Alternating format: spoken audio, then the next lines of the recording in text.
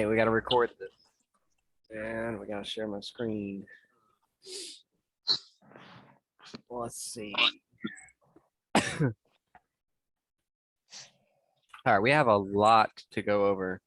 I mean, like a lot. Do you have your laptop? I don't know where the charger is for it. That's all good. You know where it's at?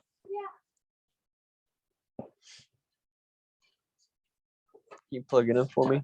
No.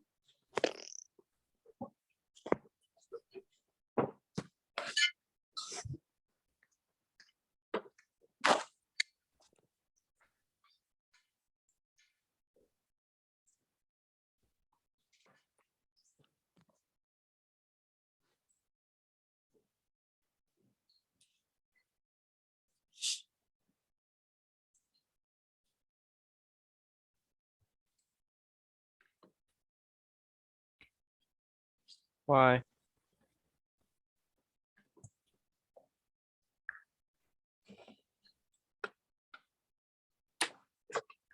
What'd you do to it?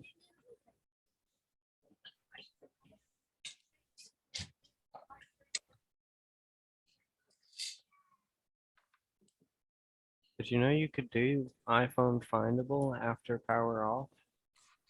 So you could still find your phone even when it's turned off? You knew that?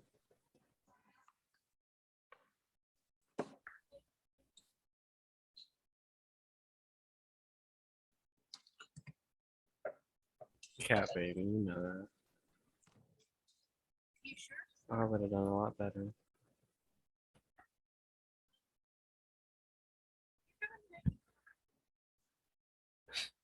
Sorry.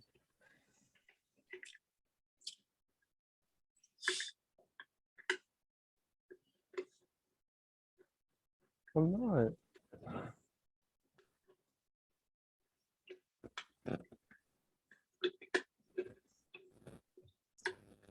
Dude, those new headphones look nice.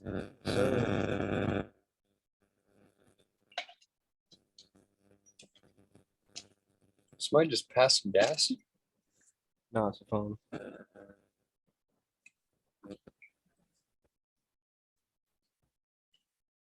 Oh.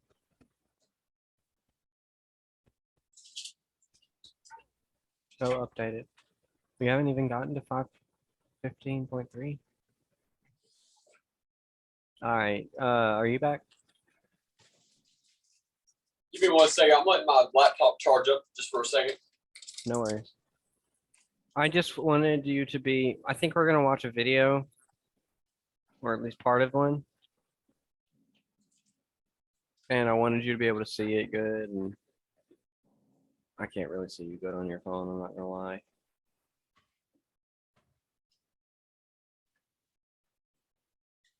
No, not after you just threw your stinky socks in my face.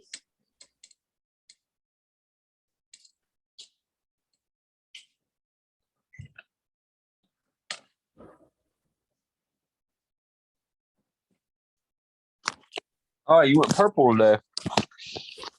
She just did it. Hey, we got some new curtains. Blackout curtains. Ooh. Sounds like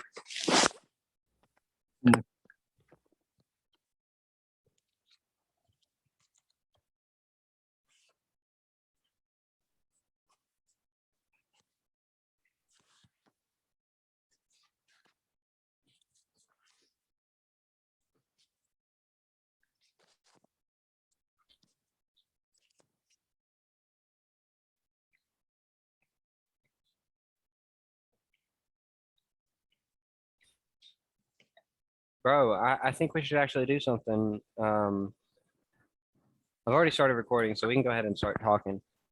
I think we should do something. Did you watch the Goals podcast? Mhm. We should do that for us.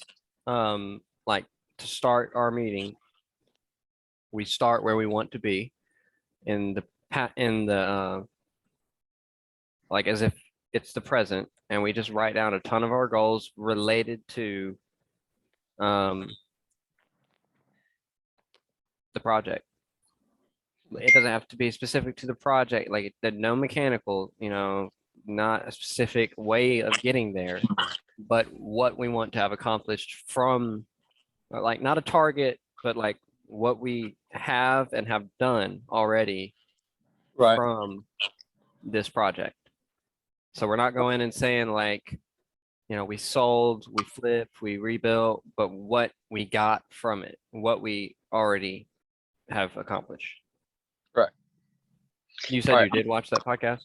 Yeah, I did. I'm about to switch over to my laptop. Give me a call back. All right.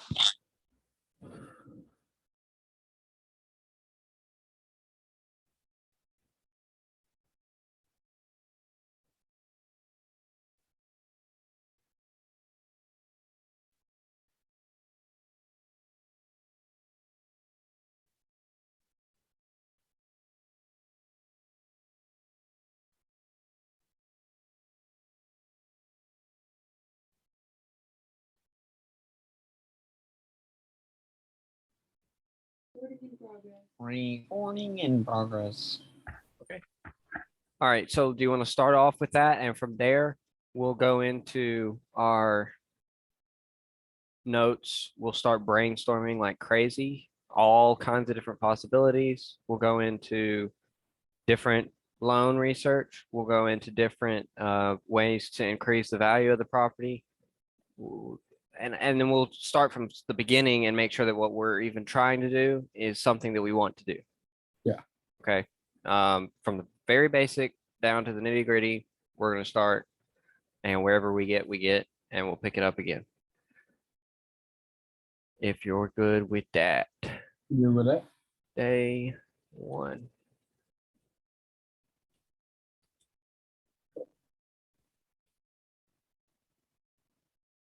All right.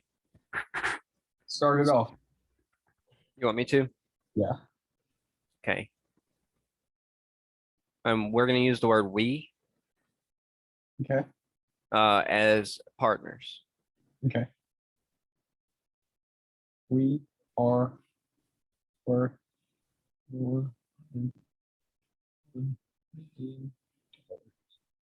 All right. Now so like you say one, I say one, you say one, I say one. That works.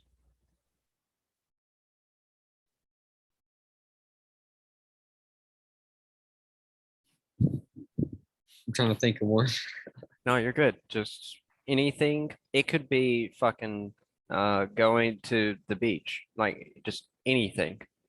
Where we want to be, not in a time period, but as partners in business, something that we have accomplished and we're going to, but that's out of this world. Something we own, something we've done as a deal, anything. We are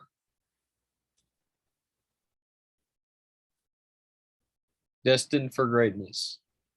No, we want to do something like present, something that we are. Oh, So we are great. we are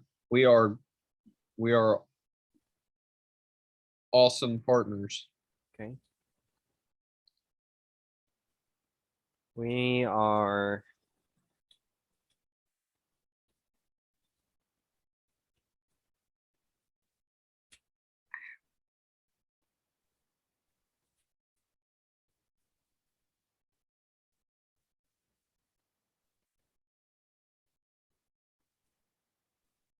We work better together.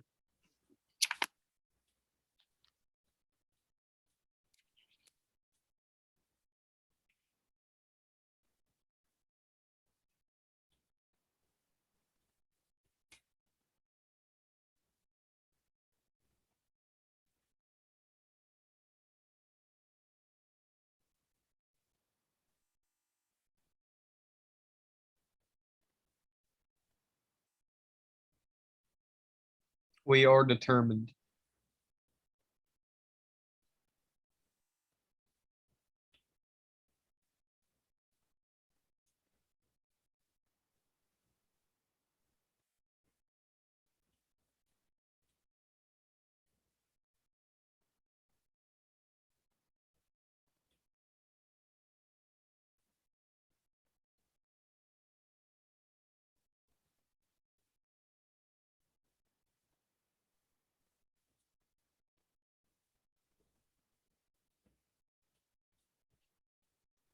Mm.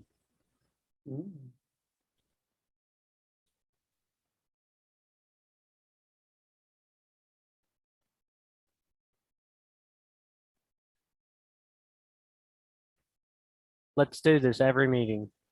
We'll put a Okay. timer on it. Let's do 15 minutes. And it can be the same goals from the last one. We can be new ones. It could be if there's something on the list that we don't like, we don't put it in there. Yeah. It doesn't, but think goals for the future. Don't think goals for 20 years. Don't think goals for 40. Think goals, but something that we are and we're. So basically, the whole idea of this is to counteract anything that holds us back because you fool yourself to be broke, but you also fool yourself to be rich. Yeah. So right now we got to counter that we currently have. And we're just stepping in as rich people. We're broke as fuck compared to rich people. But we're stepping in as wealthy people. Now, like today, yesterday, as soon as we decided this is what we're going to do together. So we're putting it on paper.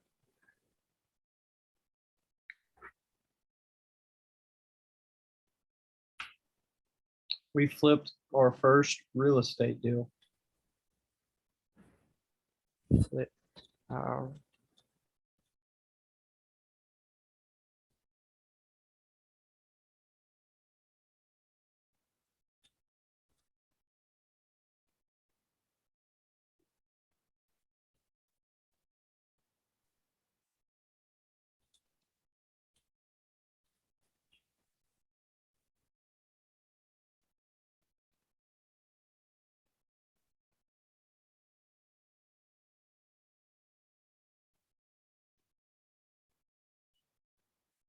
Let's do 4 more. Okay.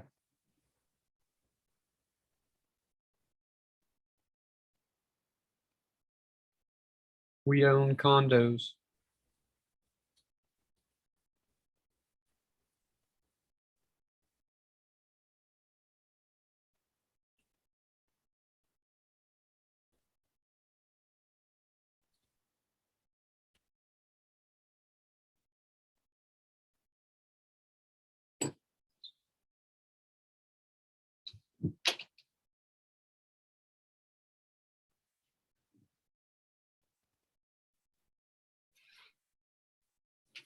Something crazy, something out of this world, too big for your brain that you don't think is accomplishable. We scored over $1 billion.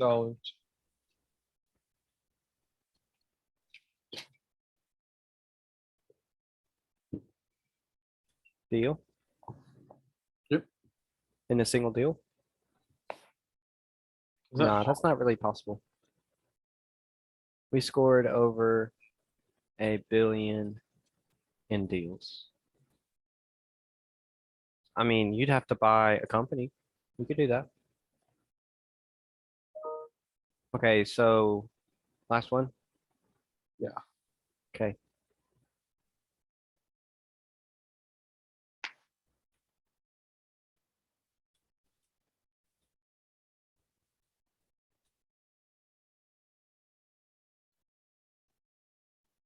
I don't know if that's possible.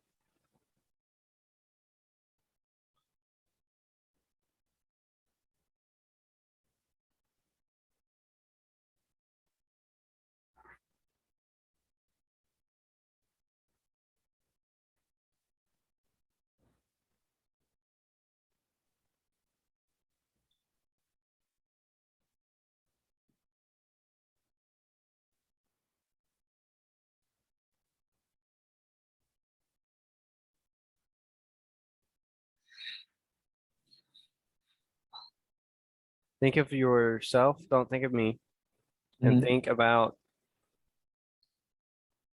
something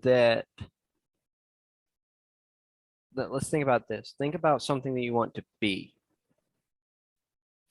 In whether it's like personal, like, but we'll apply it to both of us because I'm sure that it's going to be in common.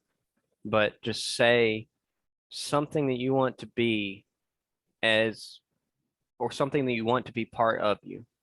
whether it's being a good father or being just mentally strong, just any, or if you want it to be something um, that people know about you or people, or just a personality trait, just anything, something that you, a feeling that you don't think that you could ever have, whether it's accomplishments that you can't even keep up with. Mhm. You're so successful that you can't keep up with it. What if we put we are successful? We are successful. Not only that, but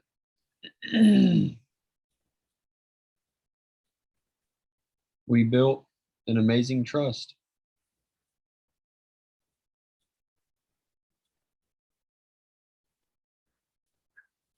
Okay, we are worth more than $1 million. We are awesome partners. We closed our first deal. We work better together. We are respected and respectful. We are determined. We own our first vacation homes. We flipped our first real estate deal. We own 50 rental units. We own condos. We have respected peers. We scored over $1 billion in deals. We own our own private jet. We are successful. We built an amazing trust.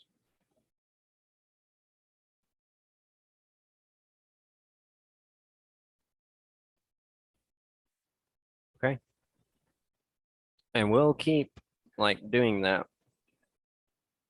And it will just have to be, I mean, you can't just write it down. I mean, it's got to be something that you are purposing in your life kind of thing. Right. It's a seed. It's in the goals podcast. I think he said something like you're planting seeds and you might not see that fruit for 30 years, but you're planting a seed Right. and you're I- planting it every freaking day. So whether you do your own on your own piece of paper, every time we get together, we're going to do it at least. Yeah. I feel like that's a very good exercise to start our meetings It off. sets a mentality for our meeting. Because it helps us stay focused on what we're doing.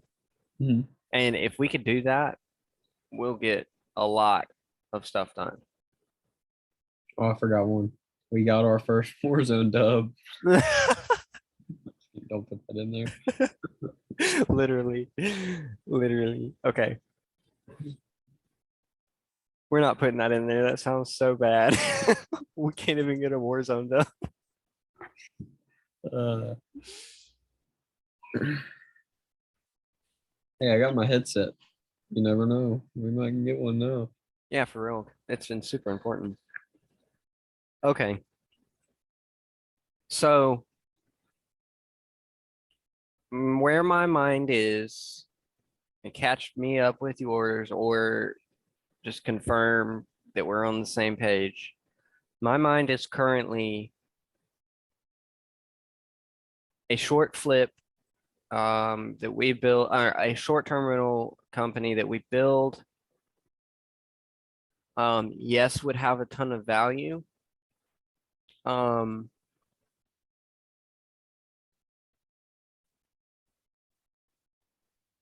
Whenever a person goes and buys a rental property, they don't normally go and buy a short-term rental property. You can't really do that. You can get a loan from the bank to buy one as a short-term rental, but people don't really go to a market and say short-term rentals for sale.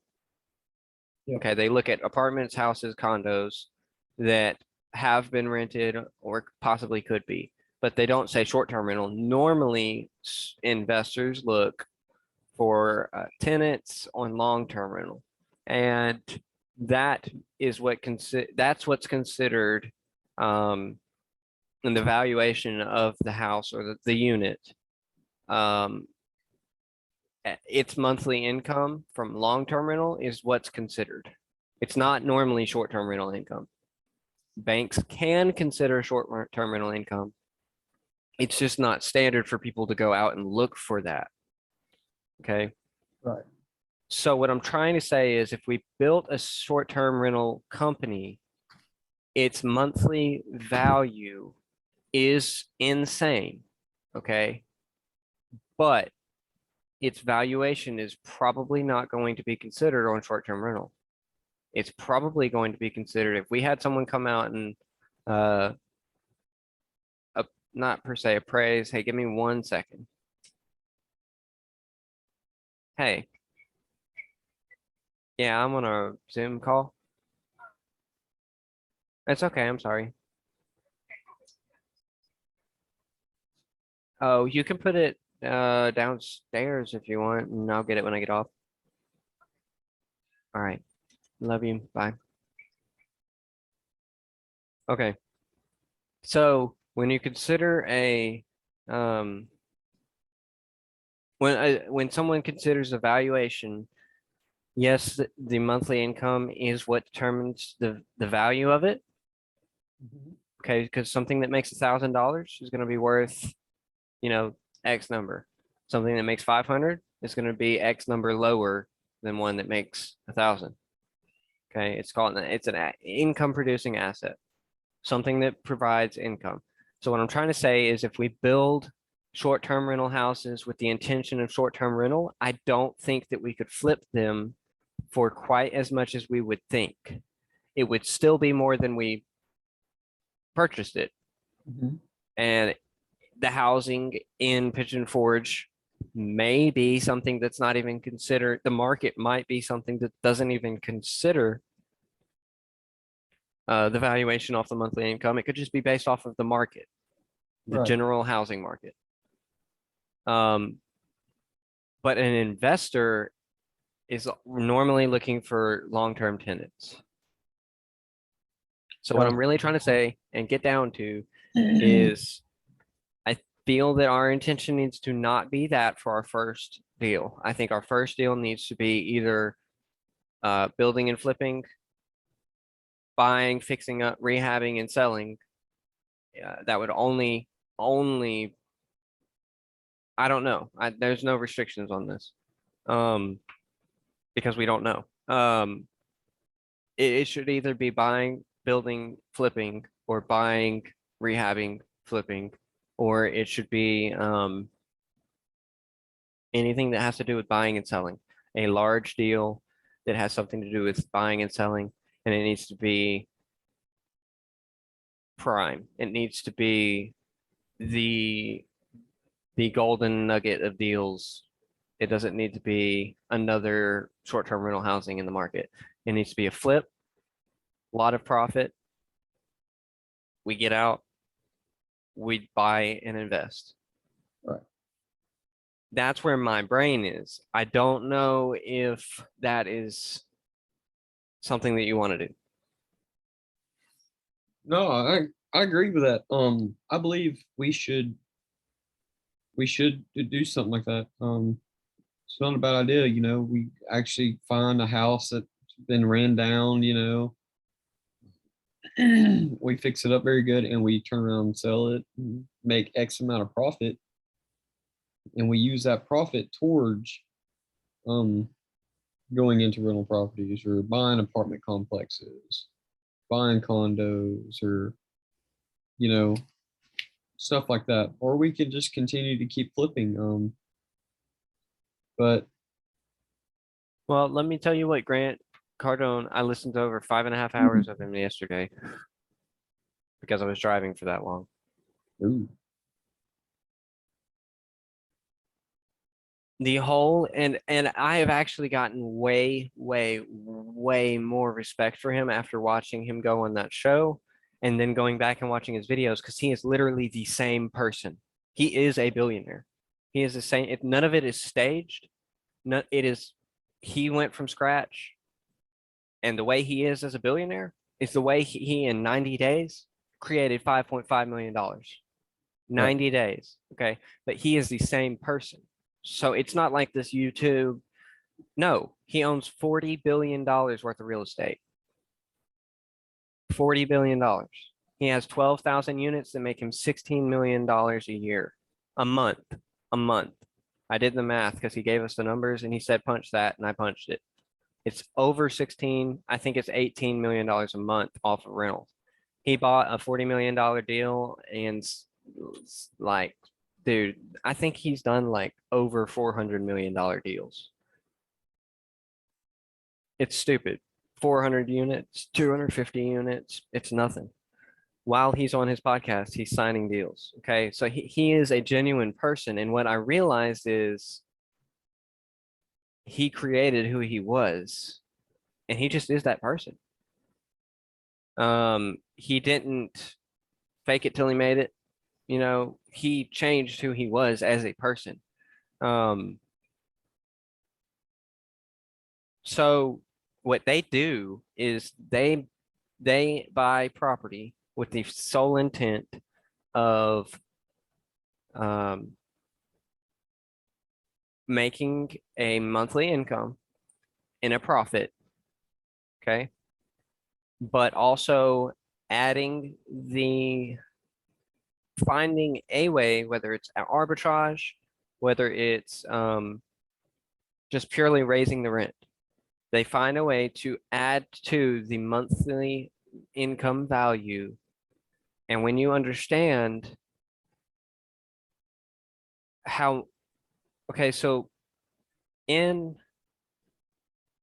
The Undercover Billionaire, the reason his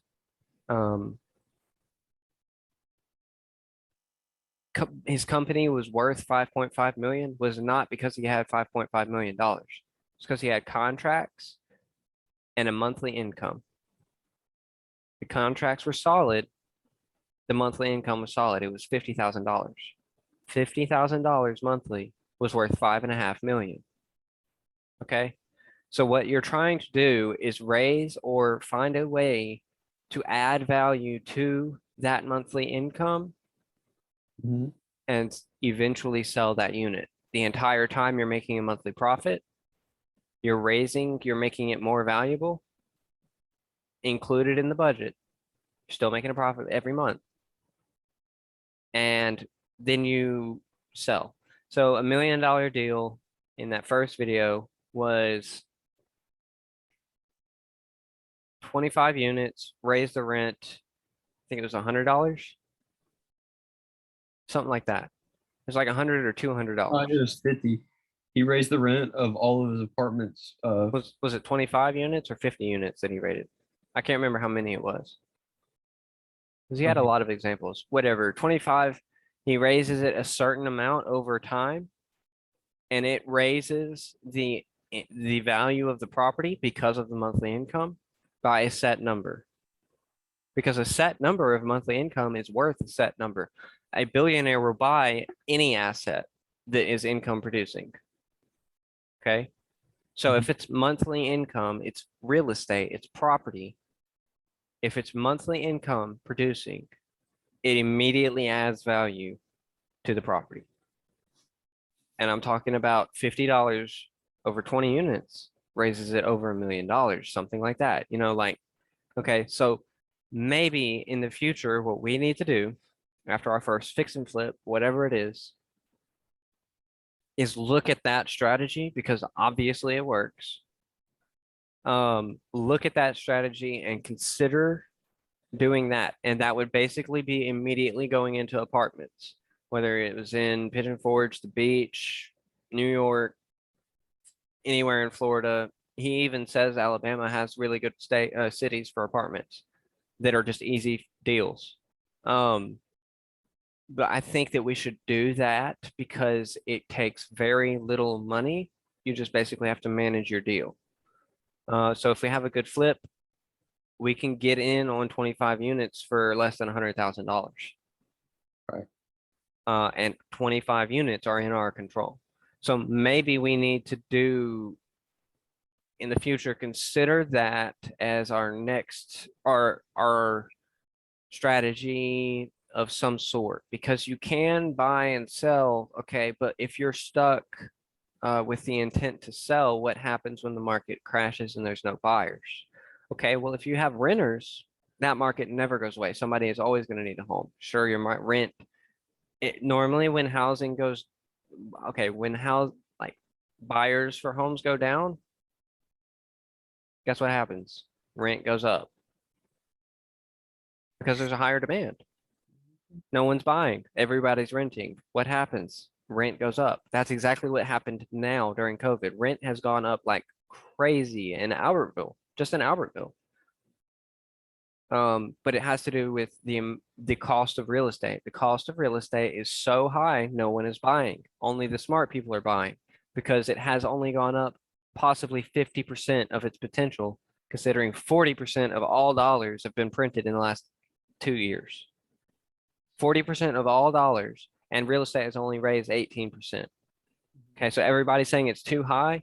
No, it's about to go higher, potentially. And that's when it's too late. We're only halfway. So basically, now is basically our '08 chance. Do you know what I'm talking about? The what was it? The internet bubble in '08. You know what I'm talking about? Oh, okay. Yeah, yeah, yeah. The market crash. Mhm. Okay. This is our '08. It's not crashed, but this is our opportunity to get in before that $7 trillion that they printed in the last 2 years gets into the market, because everybody's holding that money. That money has not gone into people's pockets. Nobody has gotten significant raises to match inflation that has already happened. So as soon as that money is shot into the market, you better bet everything else is going even more, even higher. So, I mean, it's called money velocity. So whenever that happens, it could be really hard for a long period of time. So we kind of do have a deadline to hit our first deal. Yeah. There's always going to be, now our entire goal is going to be who's got my money, who can help me get a deal. No, our priority is the deal. The second thing is who's got the money I need for it. Whether it's a bank, an investor, it doesn't matter. We find a deal because the deal will always sell. The deal will always sell. Mhm.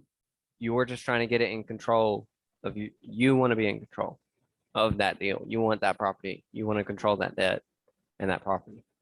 So it is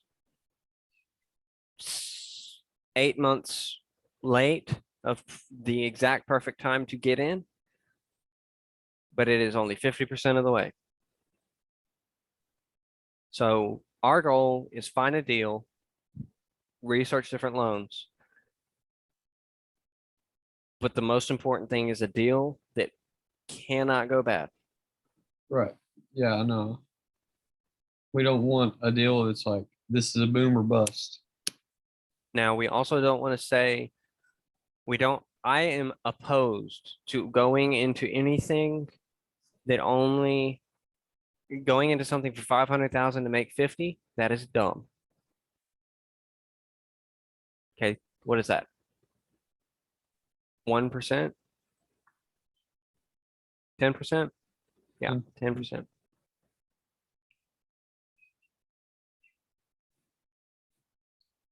For Yeah. one time, 10%, one time. I can make more than that in 5 minutes on the stock market. How much are you trying to score on the first one? See, that's what's going to happen. Let's put that in our notes now. When as soon as you put that number in your mind, that's the deal that we're going to find. So what's on your mind? Over 100K.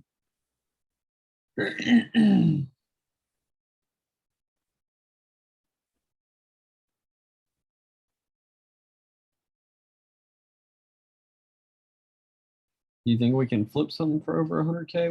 What are you? You're talking What about are you? profit, right? Yeah, profit.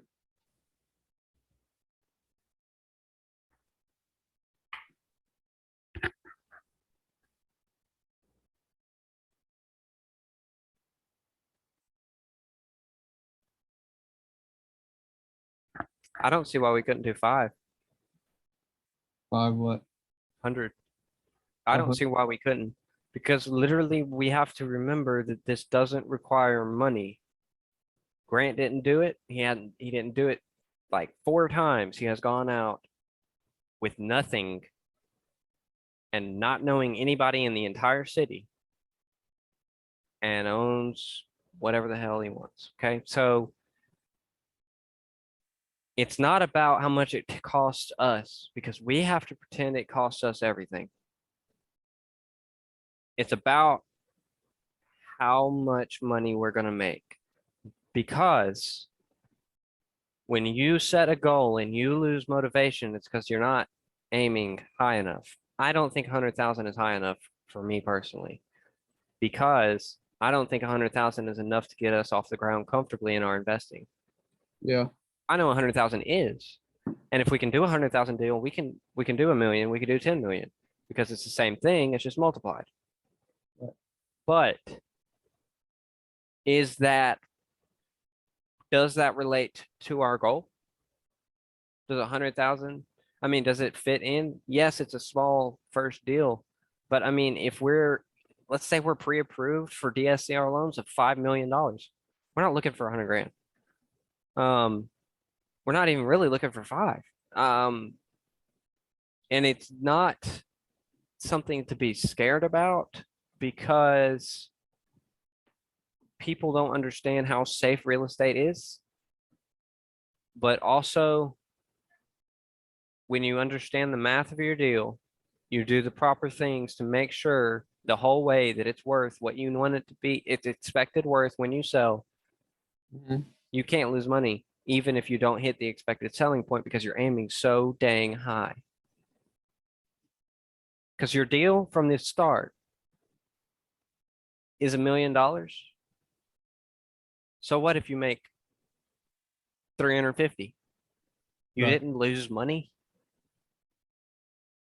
So if your deal is set to make that much, you can't lose. Does that make sense? So whatever number we set, that's our margin for error. Does that make sense? So if Yeah. it goes bad, $100,000 somehow, no, let's just say it goes bad 50. We did all of this work for 50. Okay, well, let's say we set it at 750,000. Our deal, go out there, find something that's going to make us 750,000. We only make 250. 250 is still a win. 50,000 is still a win, but think about the margin. And then when you start thinking about percentages of the margin, you're even more likely to score higher, Mhm. because $50,000 profit instead of 100, our deal was aimed for 100 and it went down to 50,000. Well, that's 50% profit that we lost on our deal. Okay, well, if we lost 50% of 500,000, we made 250. Okay, so whatever deal we are going for has to have a margin of error so that we have accomplished something anyway. And I don't believe there is something in Pigeon Forge that cannot make you $250,000 in somehow, some way. You might have to put more money into it than just buying it. You might have to spend $30,000 fixing it up, Mhm. but there's something in Pigeon Forge that can make us $250,000. Right. Let's do 250. Let's meet in the middle. You said 50, I said 5. I know you said 100, I said 5, so let's do 250. Okay. That's dead middle. Is that okay? No. I was just trying to be generous, for our first deal. I think the real reason I'm aiming so high is because when you aim high and you miss that mark, you're still aiming higher than your expectations in reality. Like, so it's part of that creating, and this is nothing I've heard from him. I haven't heard this stuff. I'm just talking to you from my experience of failure. and my experience of accomplishments. Every time I aimed higher and I still got that deal, I made more than my expectations of making something lower. Okay. So what I'm saying is, even though I didn't make everything in this trade, I aimed for 4 grand and I only made 1,600. Okay. Well, 1,600 was 4 or 5 times what I normally aimed for.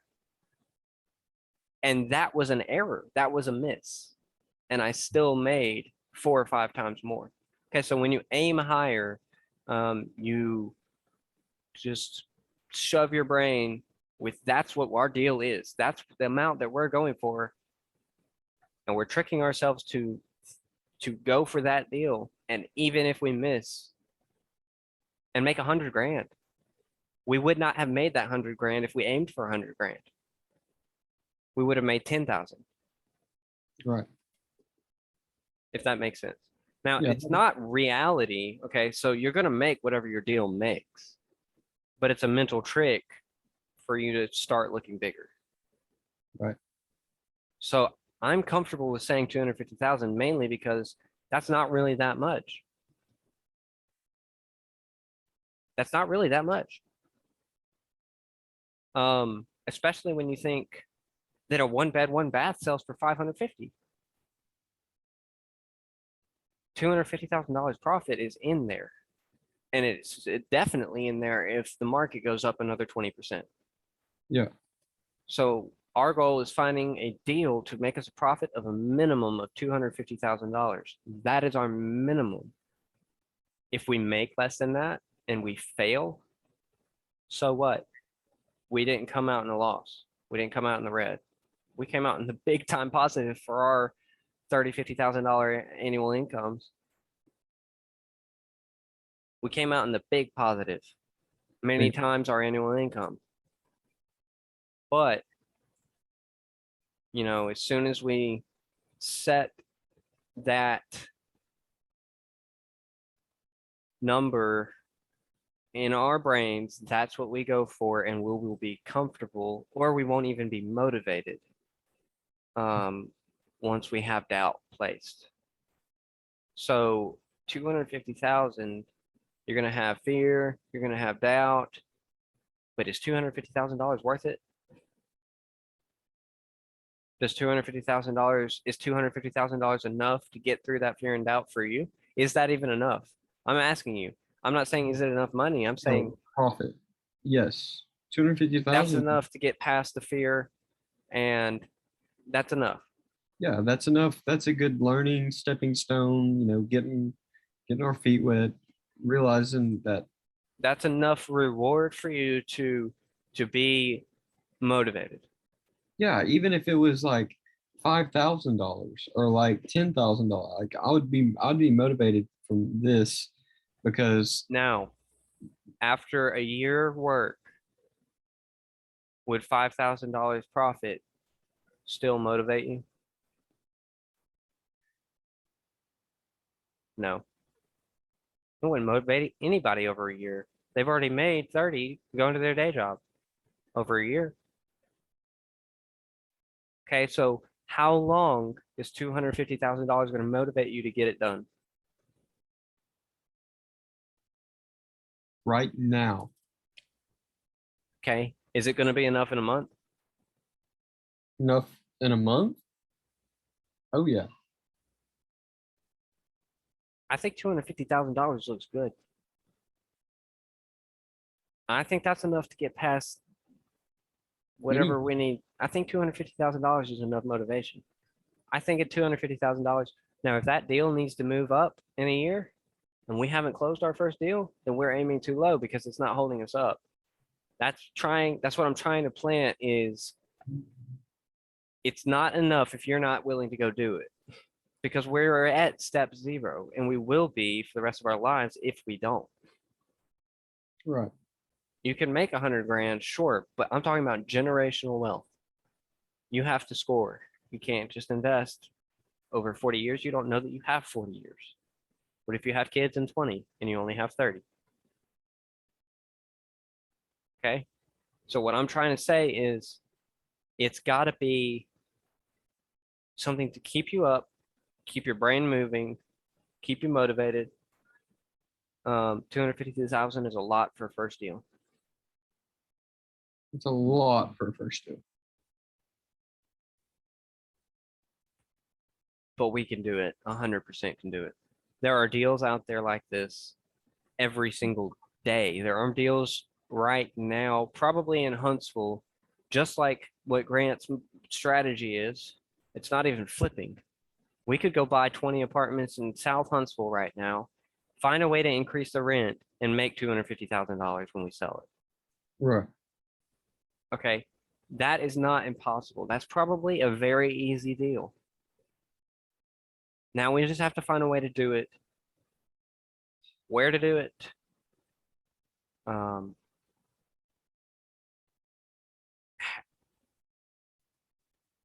I think the biggest thing is the location.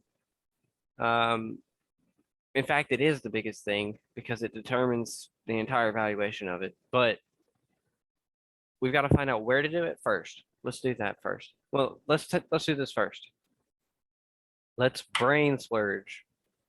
I'm sorry, it looks like we haven't done anything. We've been But, like- talking, I know this, it's still been beneficial, you know, you explaining all that and talking about motivating me. I'm talking to myself too, dude. I'm not pushing you only. I'm trying to figure that my own motivation is $250,000. Pretend that money right there that's on my screen is cash in your bank account. 125. Is that worth finding a deal where you have to get some debt from, you might have to get 3 investors to go in with you? Is that worth? Okay, now what can $250,000 do? Dude, our investors aren't even putting in $250,000. Imagine what we could do with $250,000. Dude, Imagine the leverage that we have with $250,000. You have 4 times the amount, okay? 250 grand. We have $1.25 million available to us with a good credit score. You don't think we can have good credit with 250 grand? We it's can have good credit in 2 months. amazing credit, 2 months. Okay, so $250,000, what it can do for our business, it's in our bank account. It's got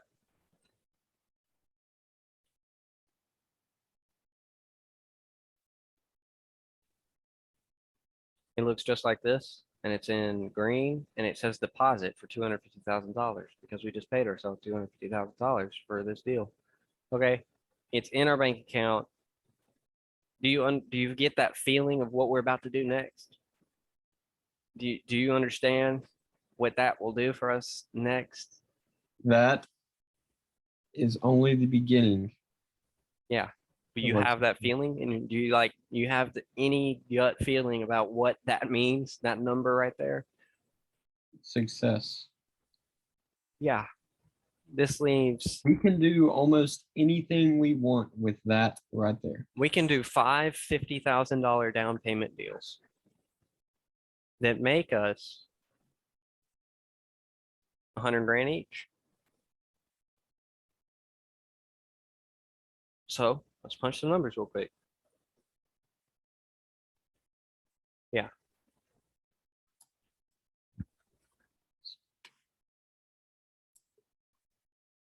Damn, that's crazy, baby. All right, you ready?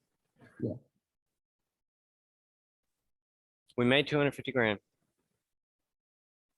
We got 50 grand for 5 deals, down payments. 50 grand is 20% down payment, okay? Mhm. So 50 grand.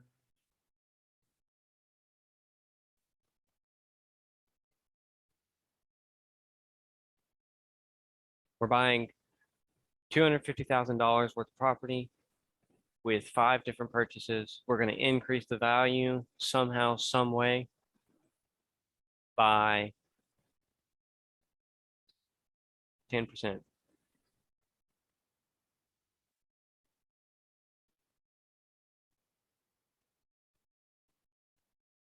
Okay, we sell 275,000.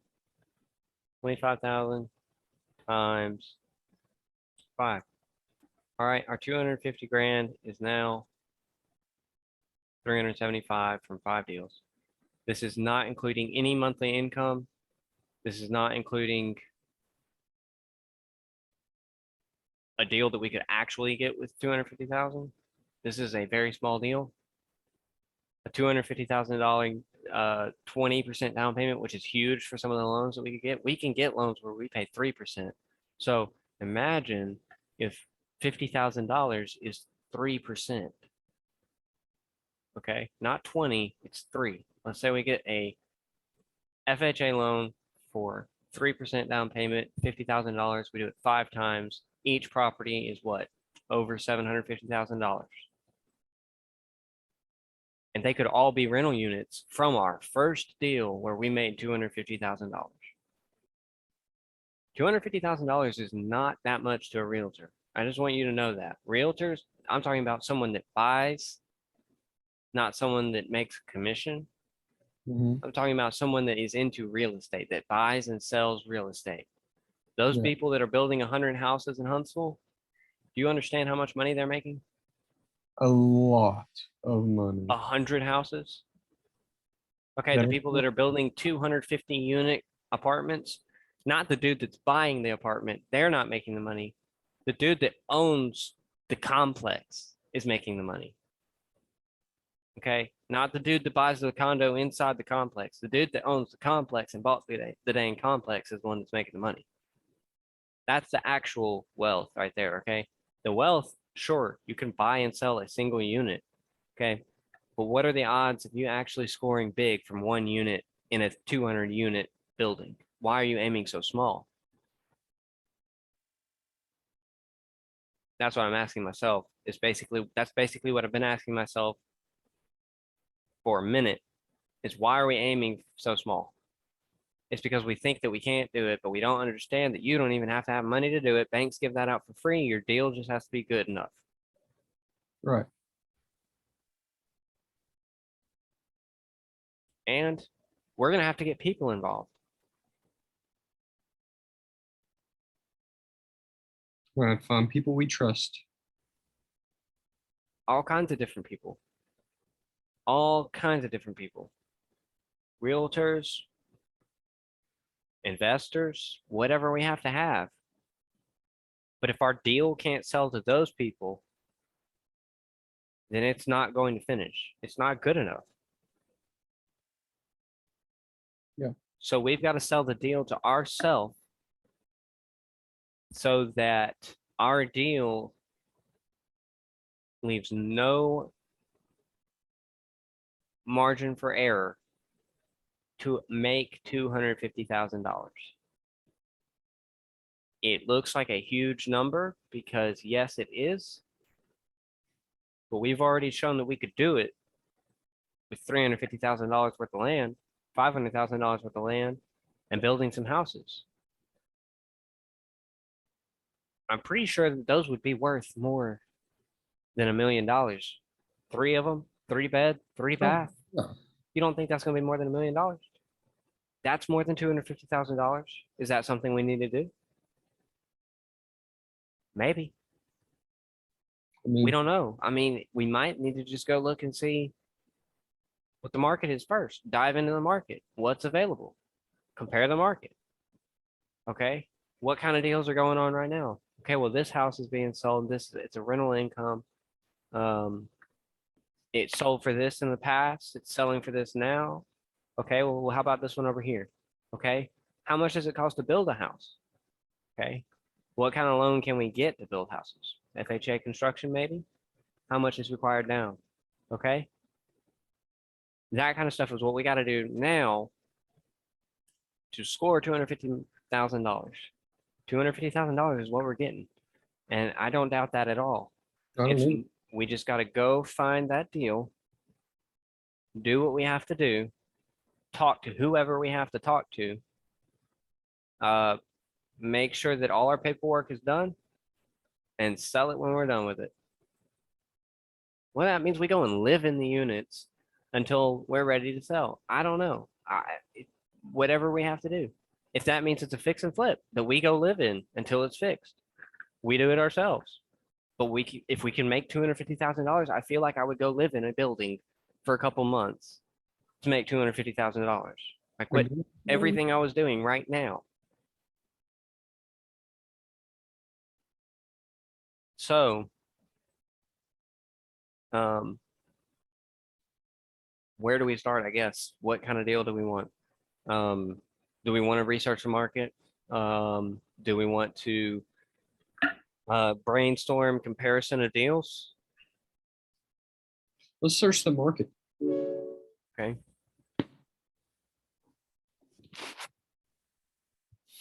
Let's check out Zillow first. Okay.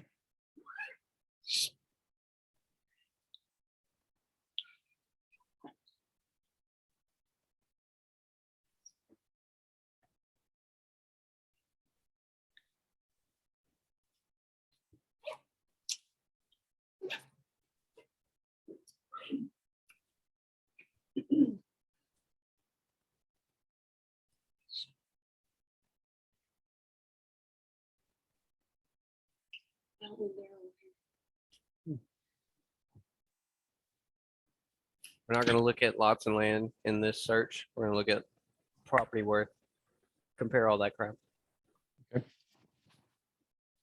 It's a chin. I'm plugging my charger. Do we want to look at rental market? Do we want to look at for sale? Are we flipping? Are we buying with intent to rent out and then flip? Or are we buying with intent to rent? Oh, we're not doing that one. Are we buying with intent to sell or buying with intent to rent and then sell? Buying with the intent to rent and then sell. Or do you just want to buy in order to flip? Buy and then flip. What are you feeling?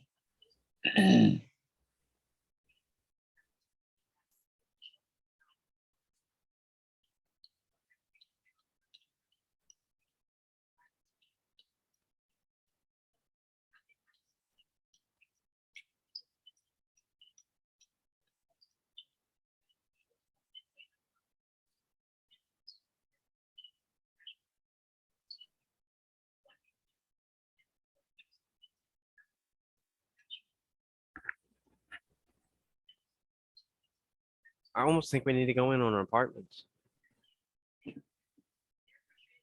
Apartment complex?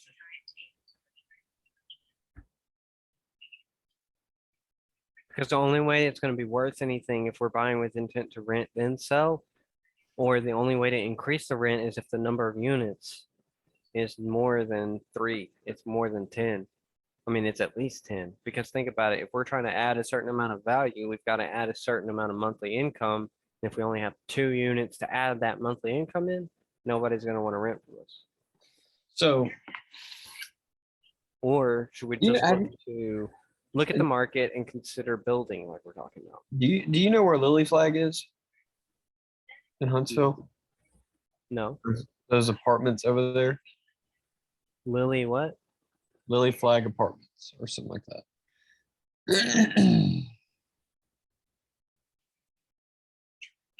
Is it South Huntsville? Yeah. Like just across on the left? I think it's on the right. Okay, so this is your house right over here. Yep. All right, where is it? Okay, there's Across the lake or across the Tennessee. Hobbs, Lily Road. Go up. I just saw it. Up, Lily Flag. Lily Flag. Okay. So you're right there. Follow that road across the creek. Is it where it's at? Where are those apartments at?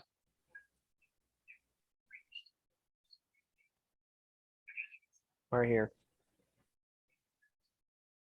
Those have to That's be apartments. Is that not what you're thinking about? that's not the ones I was thinking about. It's a lot bigger than that. It's on Willowbrook. There's Lily Flag. Is it on the other side? No. No, okay, so hold on. So you're on this road You're on that road of Weatherly. Hold on, scroll out. You're on the road from the right of the Memorial Parkway. Going down. I think it's right there on Sherwood Drive and Flummoking Road or something like that. Wherever Stakeout is, it's close. It's next to Stakeout. North. Yeah, you're almost on it. Go to the left a little bit. Down a little bit. Over to your right on that right side. That big, like, little weird looking. Right here. Nope, left. Left. Right here. Left. One more street over. Right there. These. Oh no, you went way too over. Oh, Oh. right here. That's not it.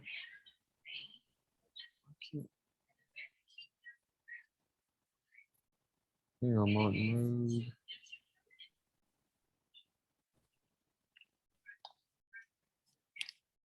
Blue Flag Apartments. So, Hawthorne at Blue Flag. Yep.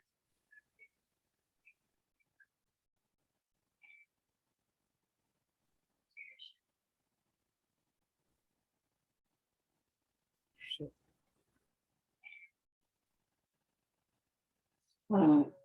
Safety.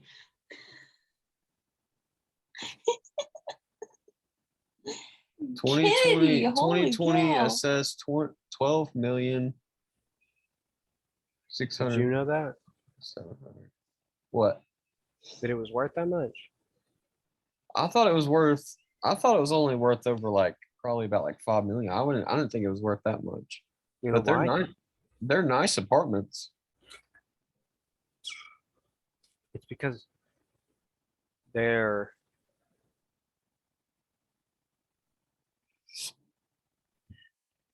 monthly income, their monthly rent is $1,750. You do realize though that $1,750 is a very common number for rent. If you're in Chattanooga, my sister paid 2,000. Nashville, they're paying like 15 right now, and I'm talking about for a like 1.5 bed, 1 bath, okay, apartment, 1 bed, 1 bath. It depends on where it is. And see, that has all the assessed, that apartment complex. It has a park. It has 2 different tennis courts in different locations. It has a gym. I mean, it is nice.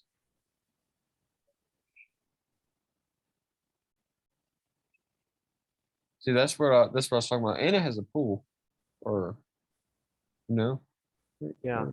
no.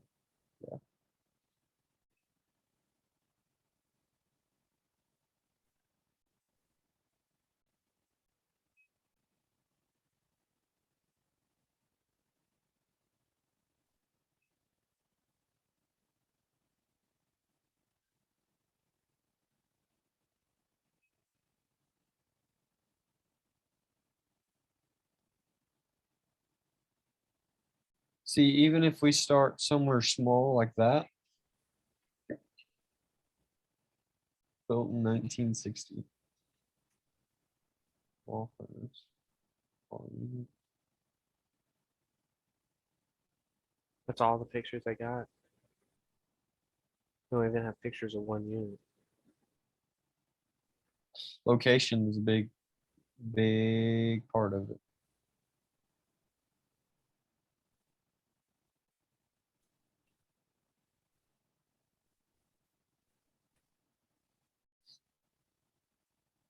See, we don't even have to be in Huntsville. I know, we're just starting. We're just starting. Yeah.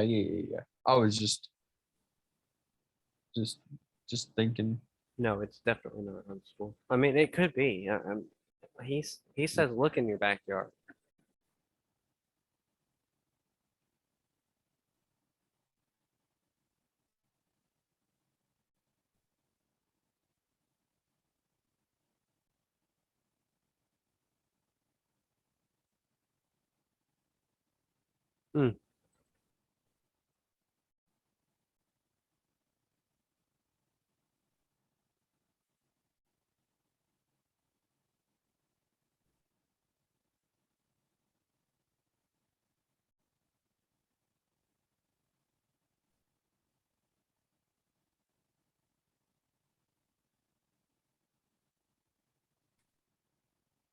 So would it be cheaper to buy or to build?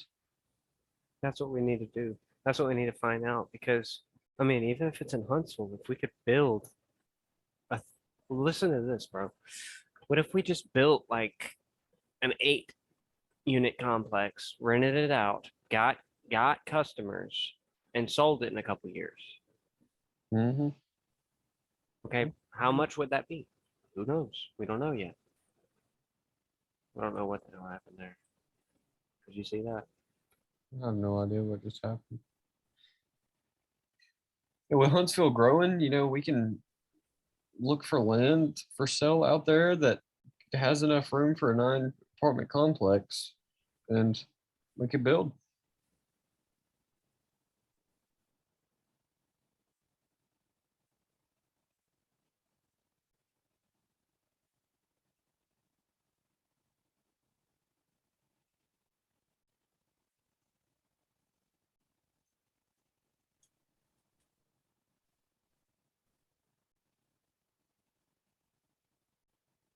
LoopNet just went down.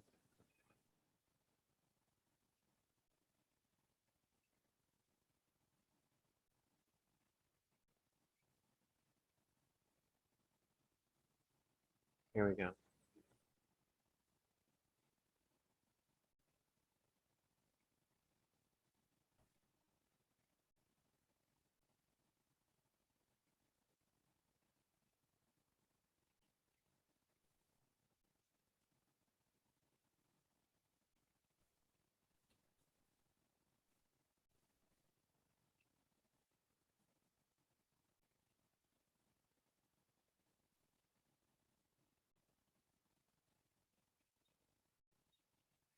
So what are we going to go for in this? We're going to go for more rooms, bigger space, more bathrooms, or all the above.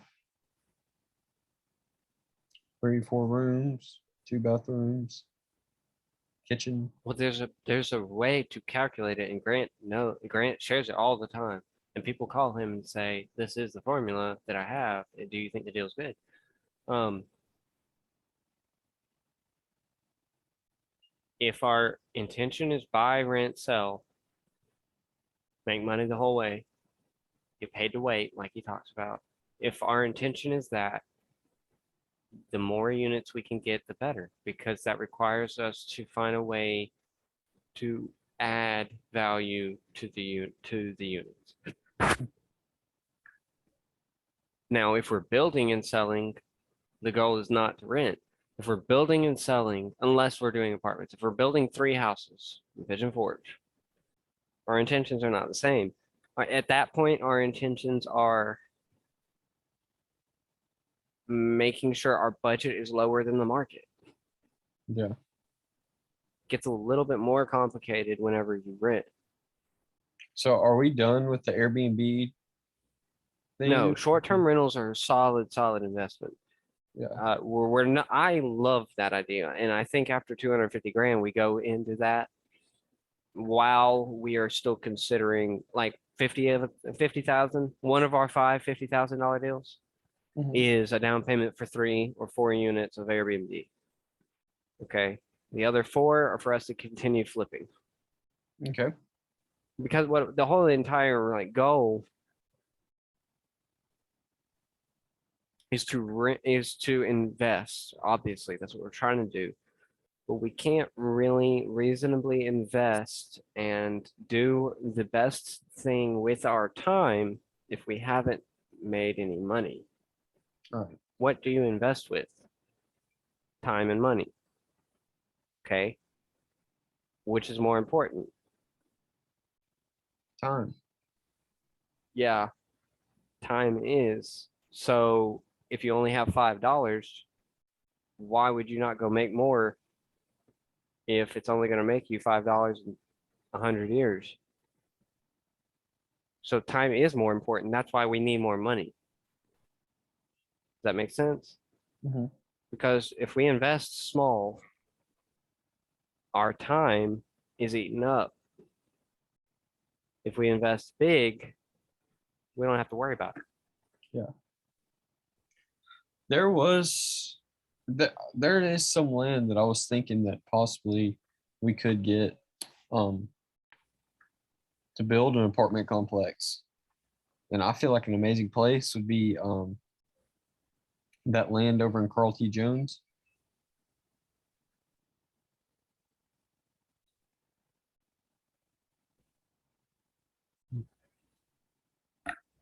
Go ahead, Nikki. Where is that? Carl T. Jones. You'll have to scroll up.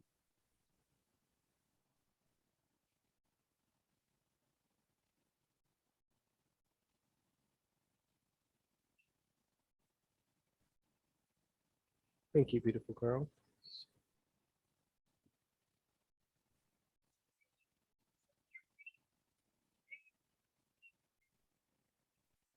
Got a piece of chicken in my teeth and I cannot get it out. You said what? Got a piece of chicken in my mouth, in my teeth, and I can't get it out.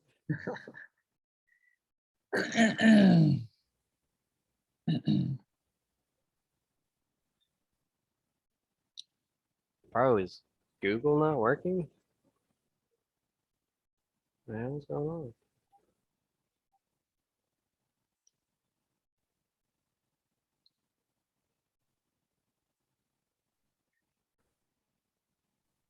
What the hell? Okay. Huntsville. Yeah, just talking.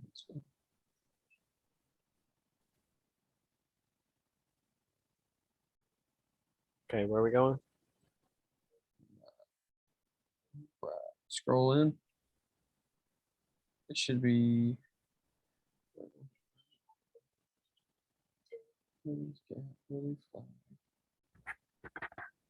All right. So, do you see Airport Road? Yep. All right. So scroll into that. Follow that road that says Carl T. Jones. You drag it over just a tad bit. This is the left or the right? Right. Go to the right. Okay. All right. So you follow that road all the way Hey, there's down. 9 units right here.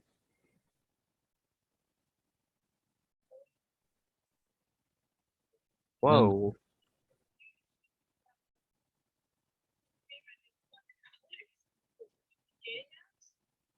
In touring this home. Huh? Says interested in touring this home. Why is it only 115? I don't know. But what I was thinking of is that land you see on the other side. Right here? No, the other side of that. Yeah. No. Up. Up. No, not right there. All of that. And Right it here? goes on. Yeah, you could scroll to the right. Yeah, it's all over in that place. Oh. Yeah. That's what I'm saying. The farmer that owns all that, get him to sell what, like an acre or two to us.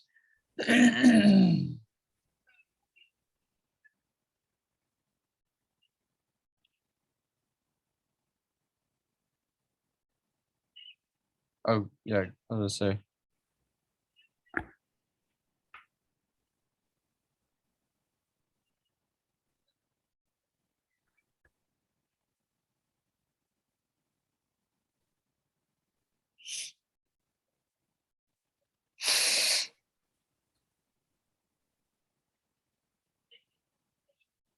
You can say Target.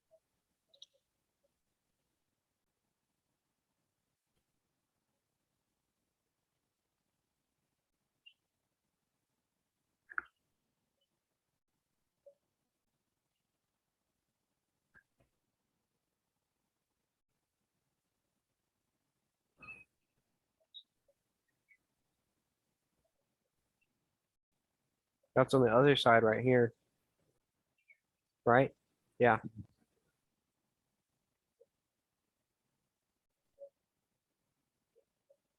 20 bucks they own the land across.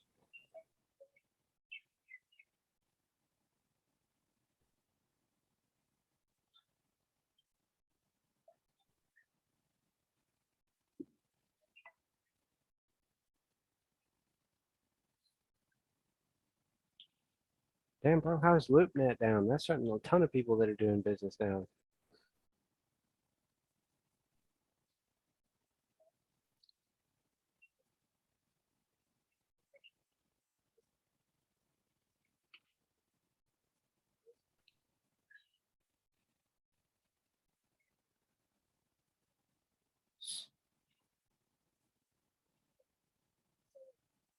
North,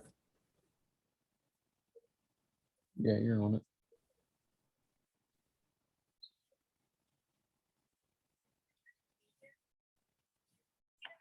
right here. Yeah. Whoa, what just happened? Oh,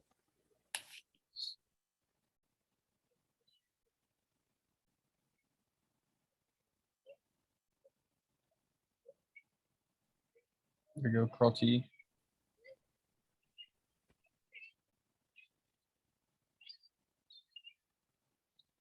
Keep doing that.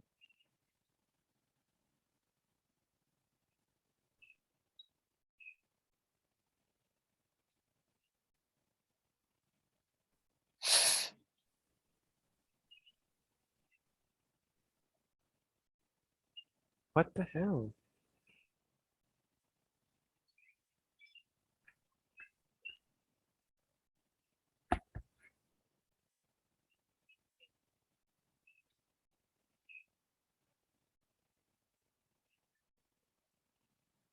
Right here? Yeah. Fuck this website.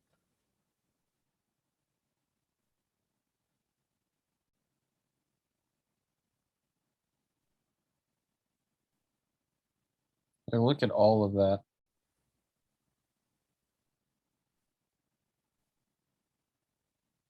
Okay.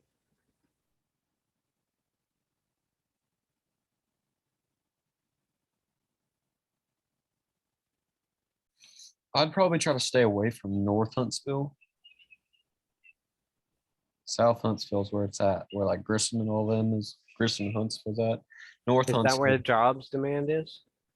yeah, North Huntsville is high crime rate, poverty. That's What where where is the area that has the most people? South Huntsville. Where? What road do you think of? What businesses are the biggest? What is what is bringing, are there any car companies opening factories? What's going on in Huntsville? Where is business in Huntsville? All over the place. I mean, Okay, where's demand? Where is is it Madison? Is it Decatur? Is it South Huntsville? Is it in the middle of Huntsville? um, hold on one second. Let me think.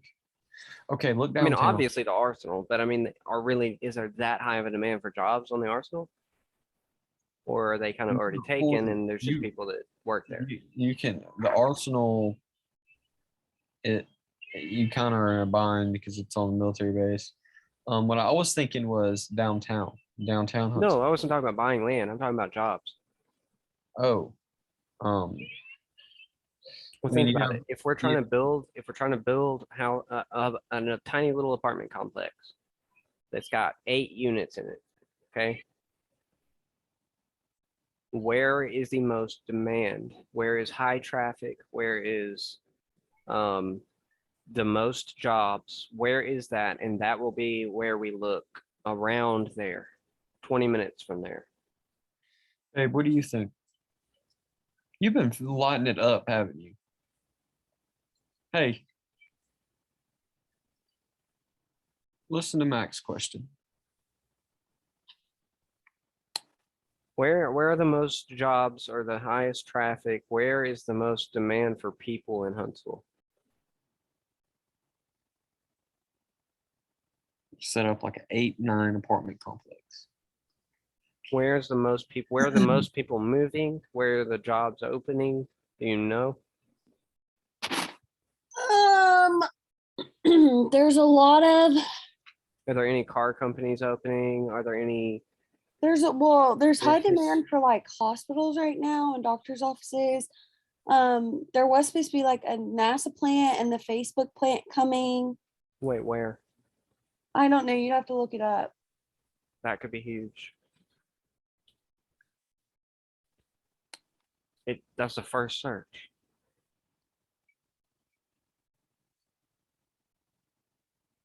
That's North Alabama. North Huntsville. Way North Huntsville.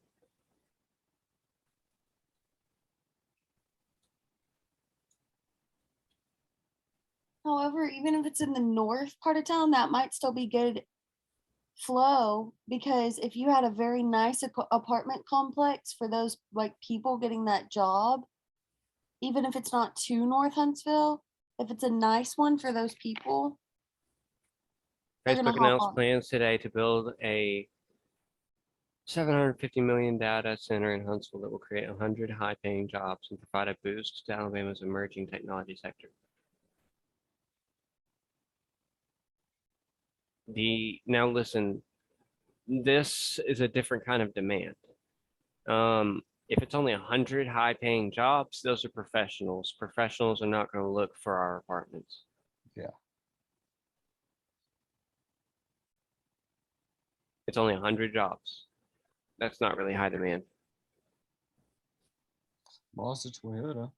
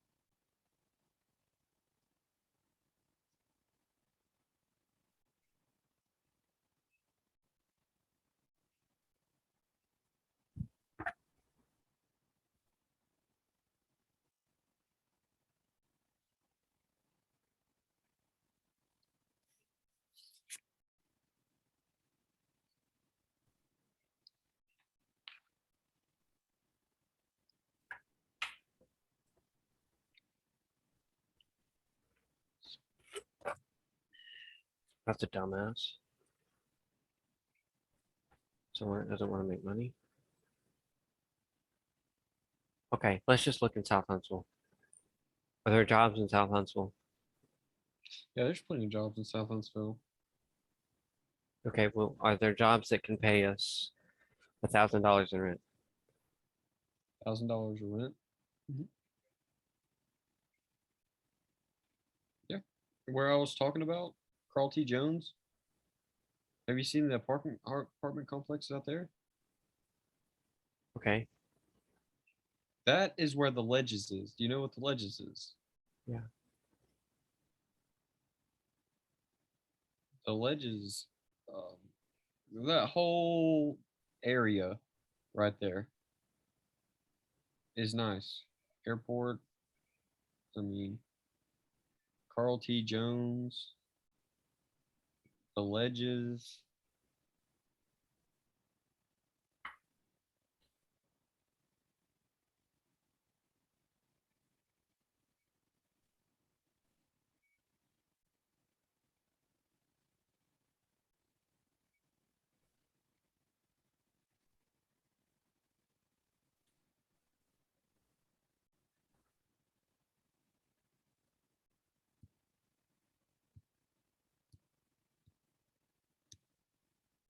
Residential income. Hang on.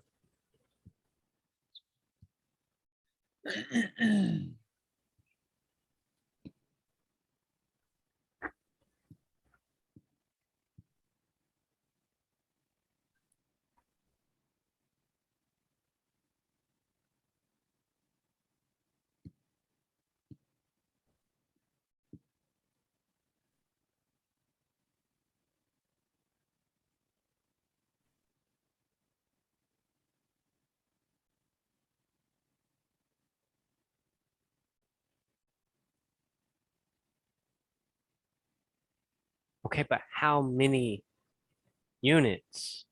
This guy is dumb.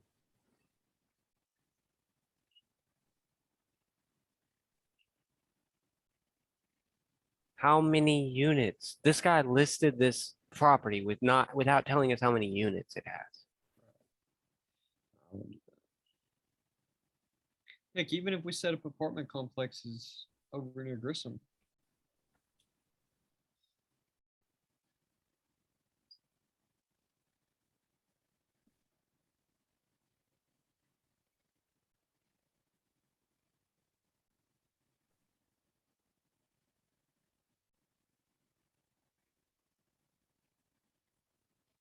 Somebody bought that for 250 grand. You see what it's worth now, right? Holy cow. That's literally what we're talking about. That's literally what we're talking about. Somebody bought that 2 years ago. Now it's worth $1 million. 1.2 million. They spent 500 grand and bought both. And both are 1.2.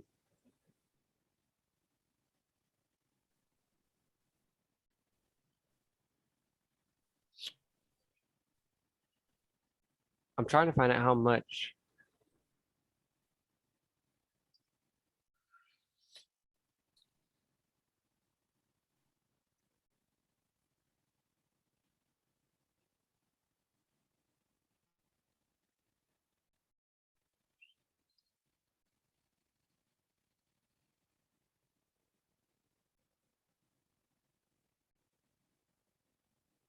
I'm not understanding. I don't even think that was the same.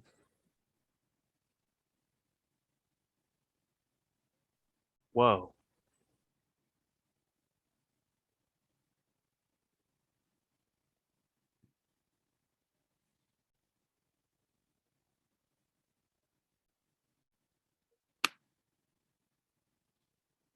Year built 1982.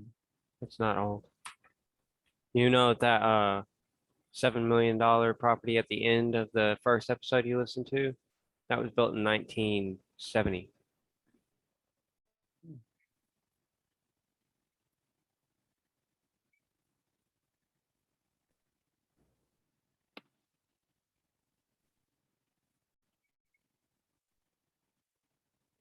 They renovated it.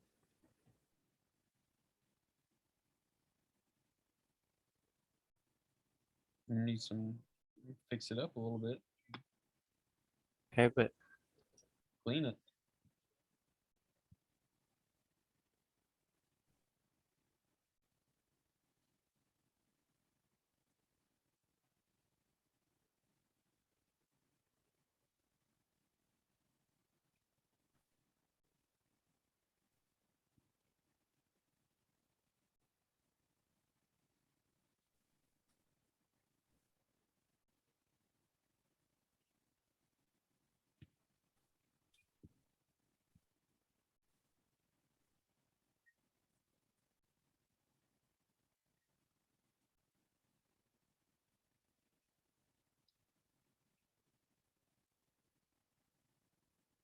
look at all this information.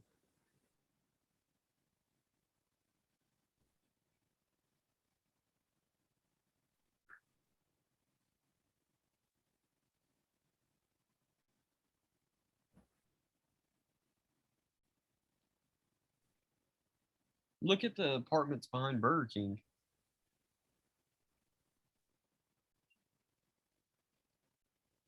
Where? That you know where Farley Church of Christ is, right? Yeah. Right beside it.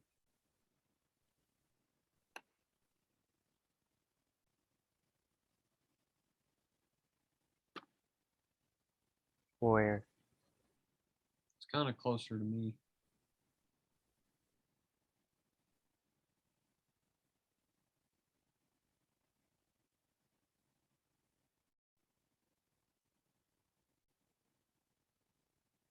Like right here? It's right before Hobbs. Google Maps is gonna be the way to go.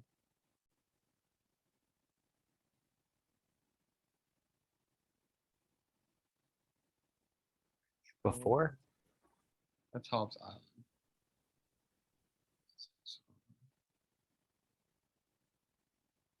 There's Redstone. There's Green Gardens. There's Burger King. See Farley Church of Christ? You see those buildings behind Burger King? Right here? Oh, behind Burger King? Burger King is right there.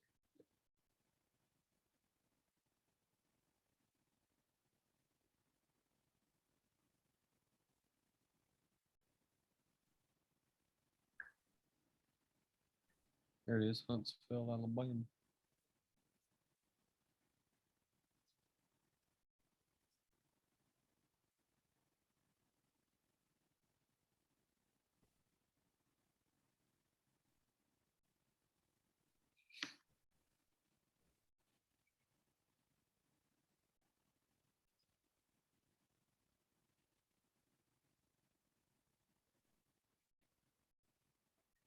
It's where Austin stayed at.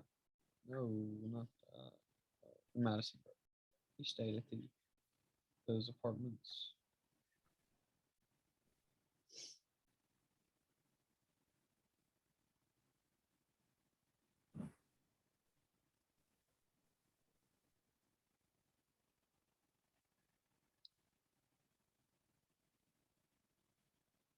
Upstairs and downstairs.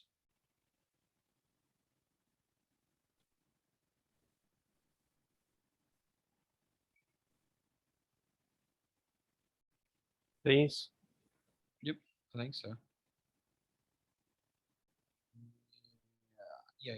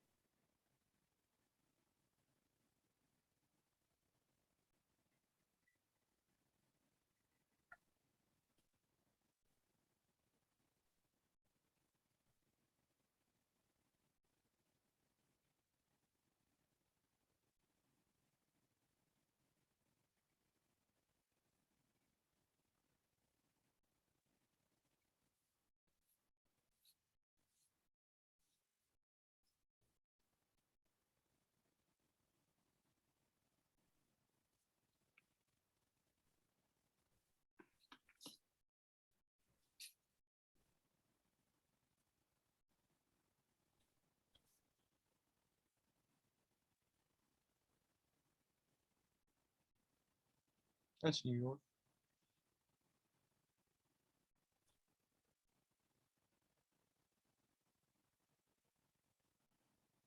gosh, why is this so hard?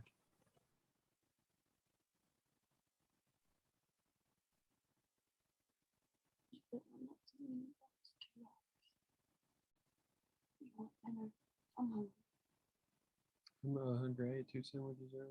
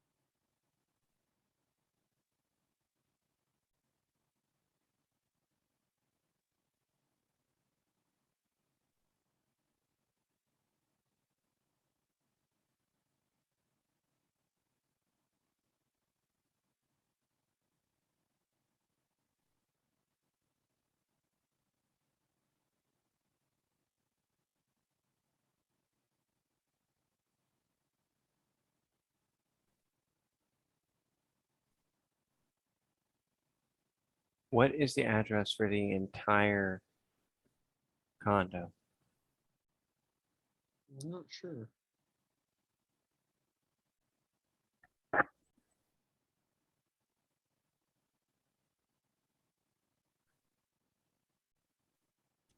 Let's look at what's for sale.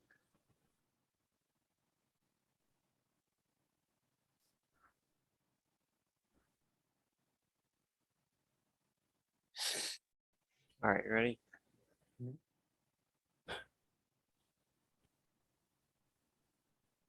Atlanta, Georgia.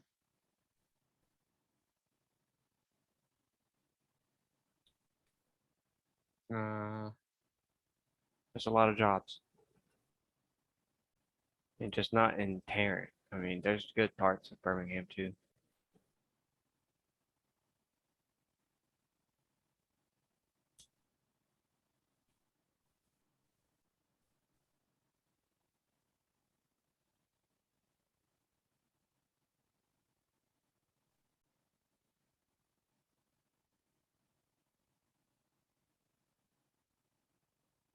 Look at Nashville.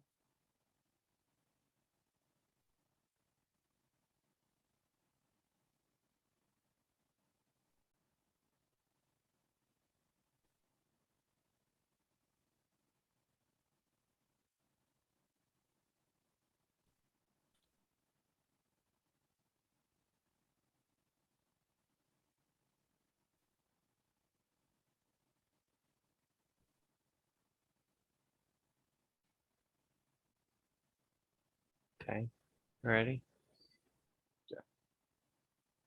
Well,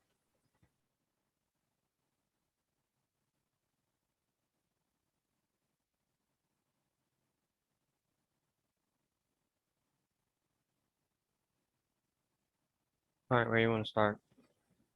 Start at Huntsville. Work all the way down.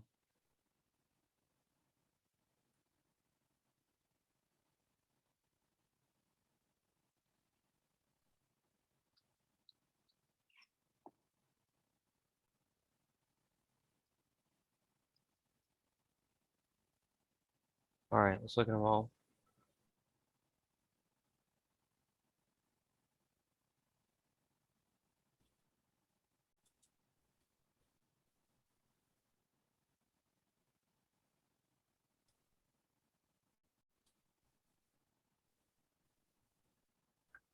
Let's understand this first.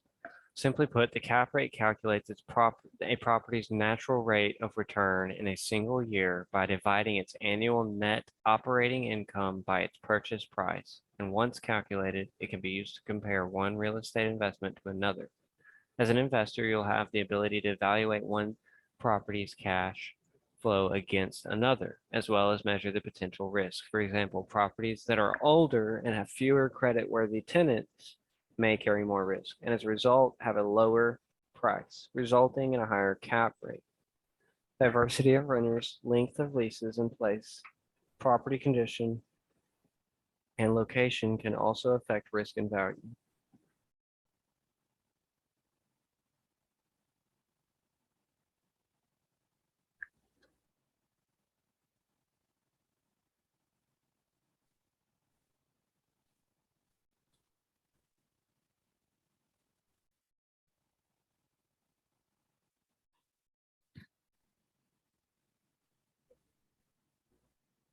Can you hear it?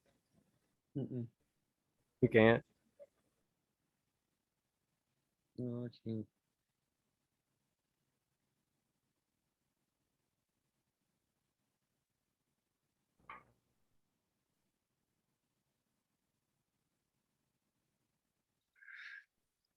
Can you hear it now?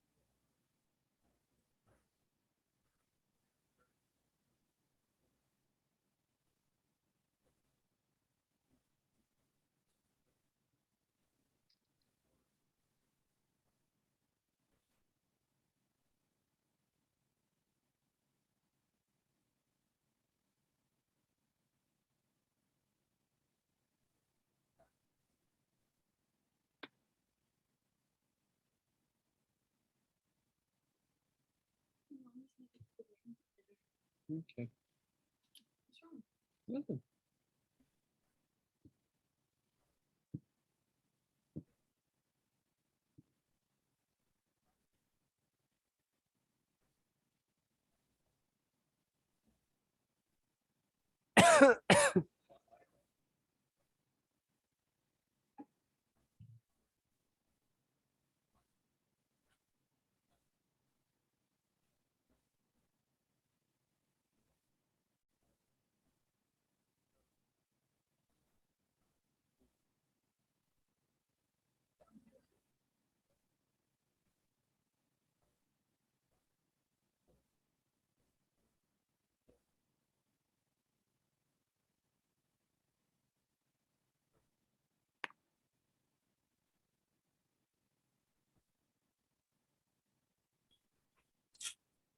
Uh,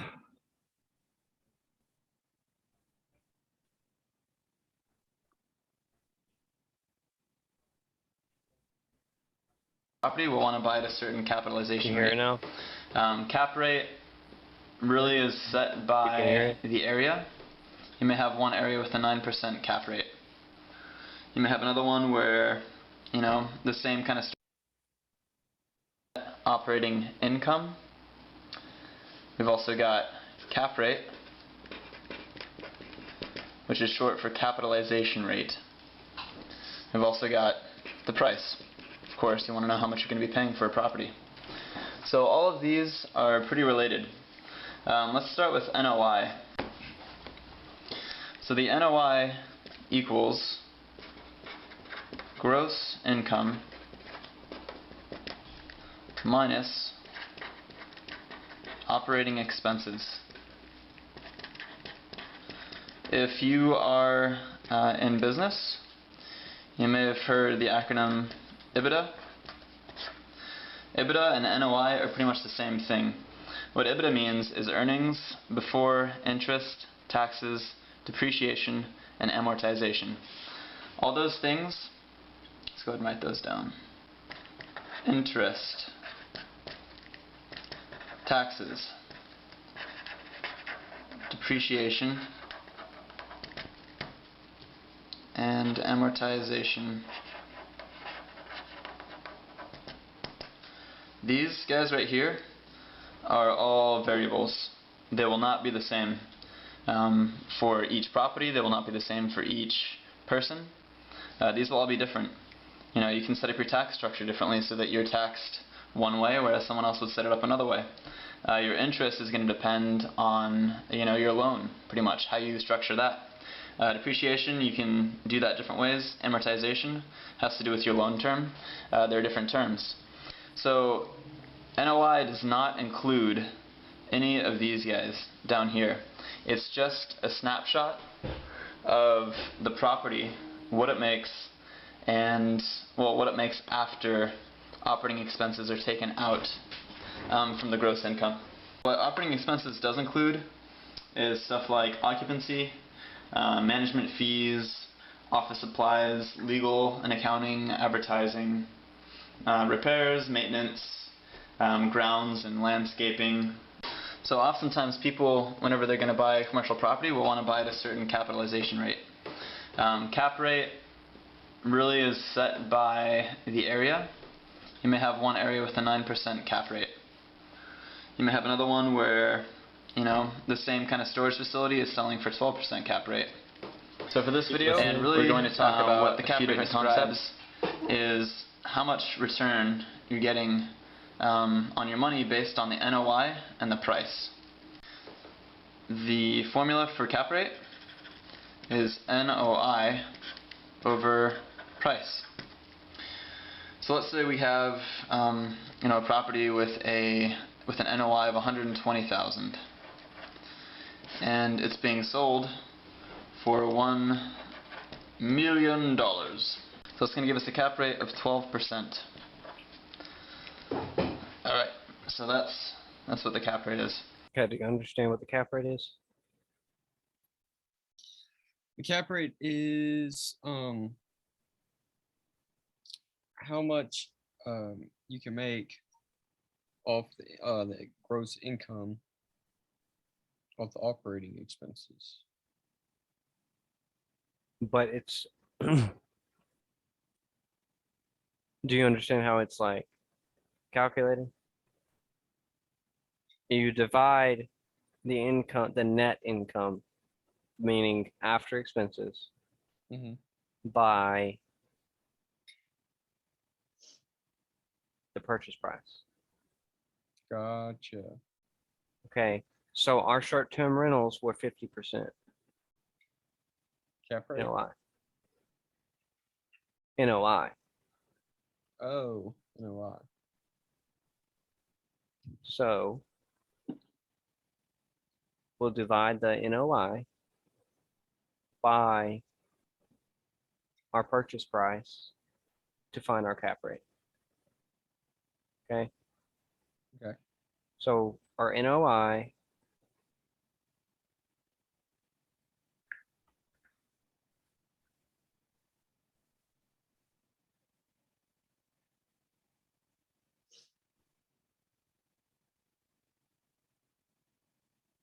is 58,000.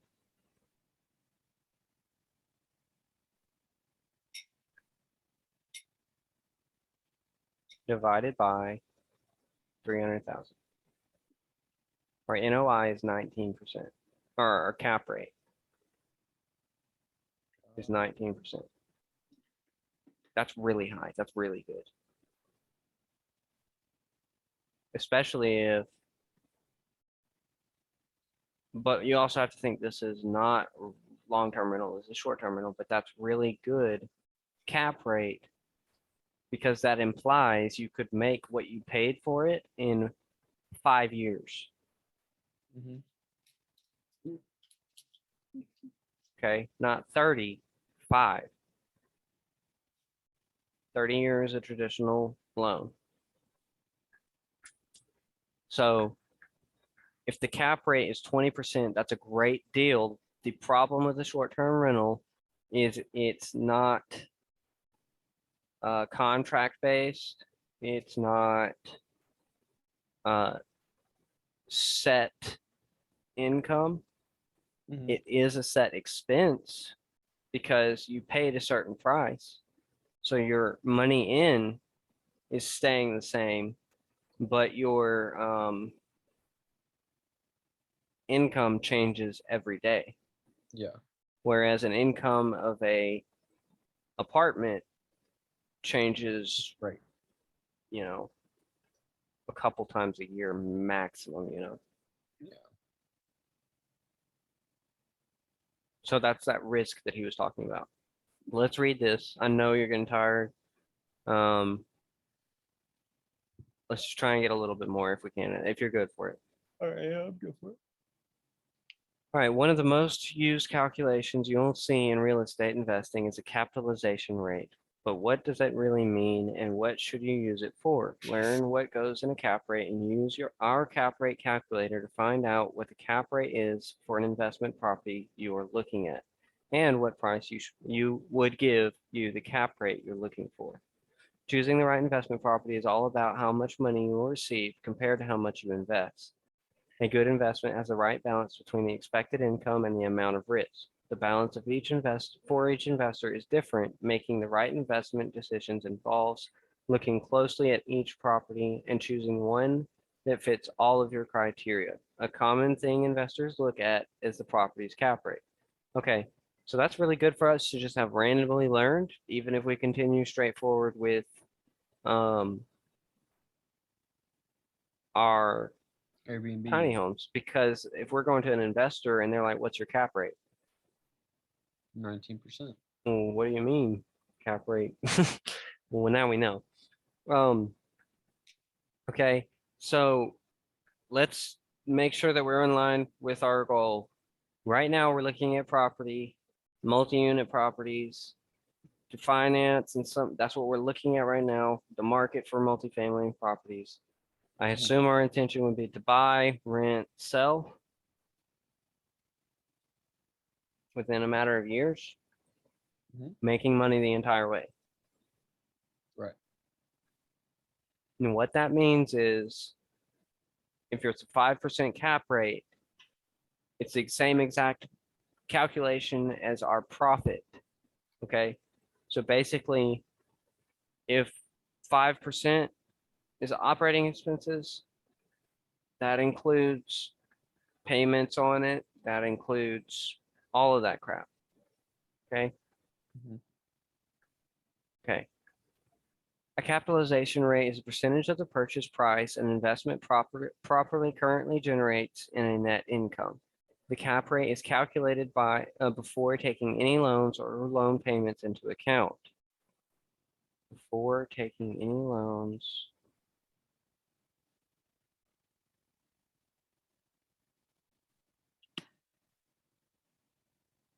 So that makes our cap rate even higher. If it doesn't take into account loan payments, that's 18% of our expenses. Okay. So it's before, it doesn't include the mortgage. Wait, if it doesn't include it, that means it goes down, right? Google.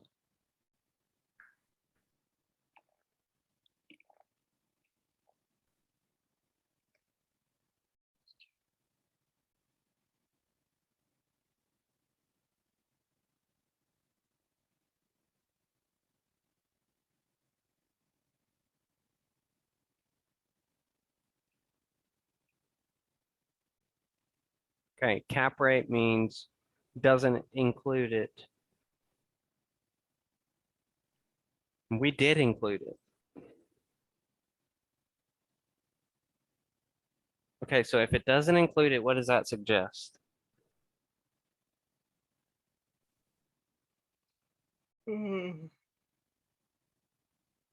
That suggests that if 5% is the cap rate, that's not taking into account $1,800 worth of payments, is what I'm understanding. Is that what it's saying? If it's not taking into account the mortgage, that means that the mortgage hasn't been added as an expense, meaning the cap rate is lower. Yeah. No. Yeah. That. Okay. All right. No, think about it. You yeah, can that- think of cap rate as the return on investment a real estate investment would provide if the property was purchased in cash and the income stayed exactly the same. Yes. Okay. That's exactly what we're saying. Okay. For example, if the purchase price of a property is $1 million and the annual net operating income is 50,000, the cap rate would be 5% because 50,000 is 5% of $1 million. Why is a cap rate used? Nope. What is a good cap rate? Can't wait to talk to you today. Dude, look at this guy. Doesn't you even have hear his it? clothes on. I'm making you famous right now, hottie. Can you hear it? What's going on, son? Oh, you gonna show your big guns? Hold up, man. You see that? You in Costa Rica, dude? Point out any questions.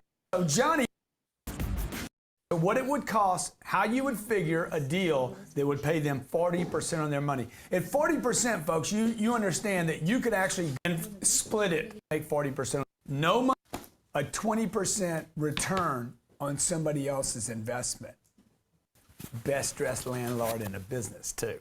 We're full east, okay? All right, today we're talking terms again, okay? Last week's show, if you didn't see it, what did we talk about? Okay, I'm like, look, family, do the deal. What kind of real estate would be the next question? Kids are crazy. They have different buddies, different everything. Not crazy. There's all buy and rent. There's a storage place where you could put your old beds in there and we could rent storage. Love that idea. There's office buildings, like I'm renting this office building right here because it's more than I would want to pay for the office building. I would rather rent this place and use it, right? There's the retail shopping center over there that's got the haircut place and the salon and, the tanning beds and the little Miami juice bar. And notice the tenants always change every 3 or 4 years. Okay, there's the shopping center, the big shopping center with the mall. Bloomingdale's will be going away. We sat in front of Bloomingdale's the other day. Me and my wife sat out front. I said, baby, let's sit out here and make out. Okay, it was a Sunday morning early. Let's sit down. She's like, why here? I said, because this is a grave. This is going to be a graveyard in the future. Ain't going to be anybody here all day long. They're going to open at 10. I guarantee you in 3 or 4 years, Bloomingdale's at the Aventura Mall will be it'll be gone. It'll be gone. Might be a church there. I know a good church to put in there. So look, we're going to income. This is about what the ratio. Coverage ratio, free cash. Okay, I'm going to go over all these today. I'm going to take your calls.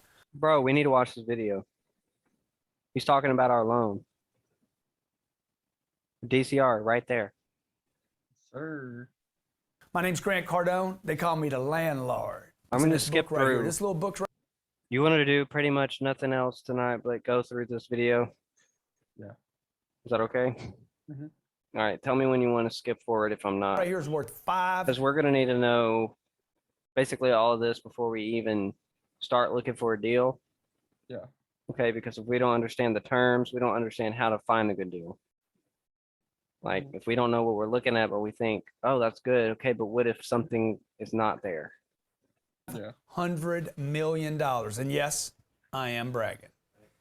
I did all that on my every day. We look at 100 books. You either go out and buy a real estate or deal. That's not what we do either. The fourth way is the best way. It's invest with a guy that's got more money in a deal than you have in a deal. You basically ride on his plane, and you figure if he'll ride in it, it must be safe. My name's Grant Cardone. Don't go anywhere. I'll be right. It's good one because it's top T. Testing by your simple. My name's Grant Cardone. With us 400 or 1,000 units at a time. I can help you do the deal.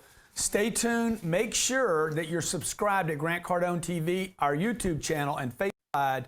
If you're watching after me, that's the play. Okay, the terms I want to go over with you today are this. I picked up last week with NOI. NOI was the GOI less the G. Wait, what is it, Ron? It's the GOI. I actually don't.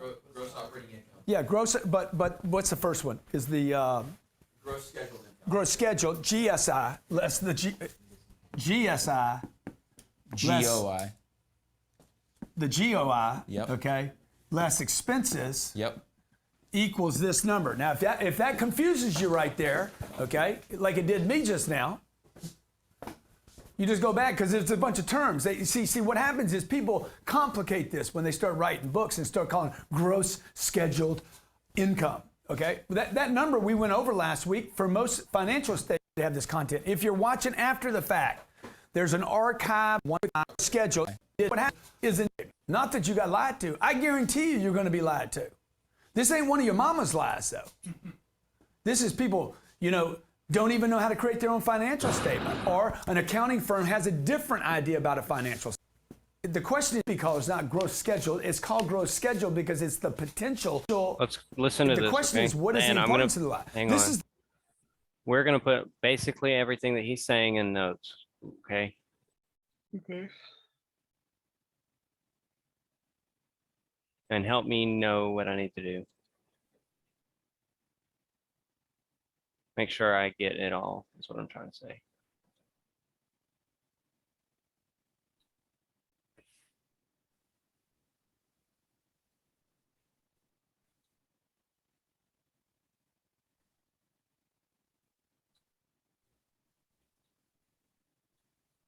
It's GOI. Thank you. Is the gross potential, really what it should be called is not gross schedule. It's called gross schedule because it's the potential of the income available at this property. This number will probably always end in a zero. If it doesn't, you know something's wrong with it. This is the operating income of the building. That is the gross scheduled income plus the water bill if there was a RUBS program, okay? RUBS is utility, the utility bill. So if you The rent reimbursements. What did he say it is? The GOI is the gross operating income.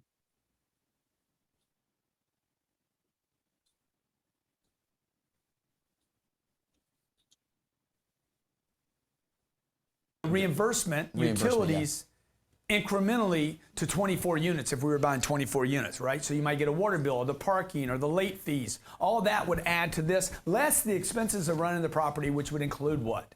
It would include everything except putting a new roof on.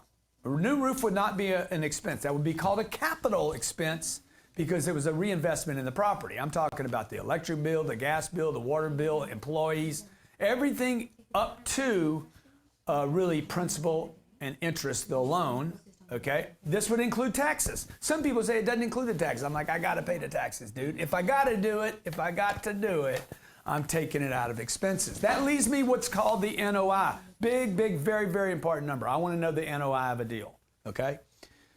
Now, none of this means anything. Net operating income, the net. What did you end up with before you paid debt? All right? See, the problem with the terms is this is where most people get lost in real estate.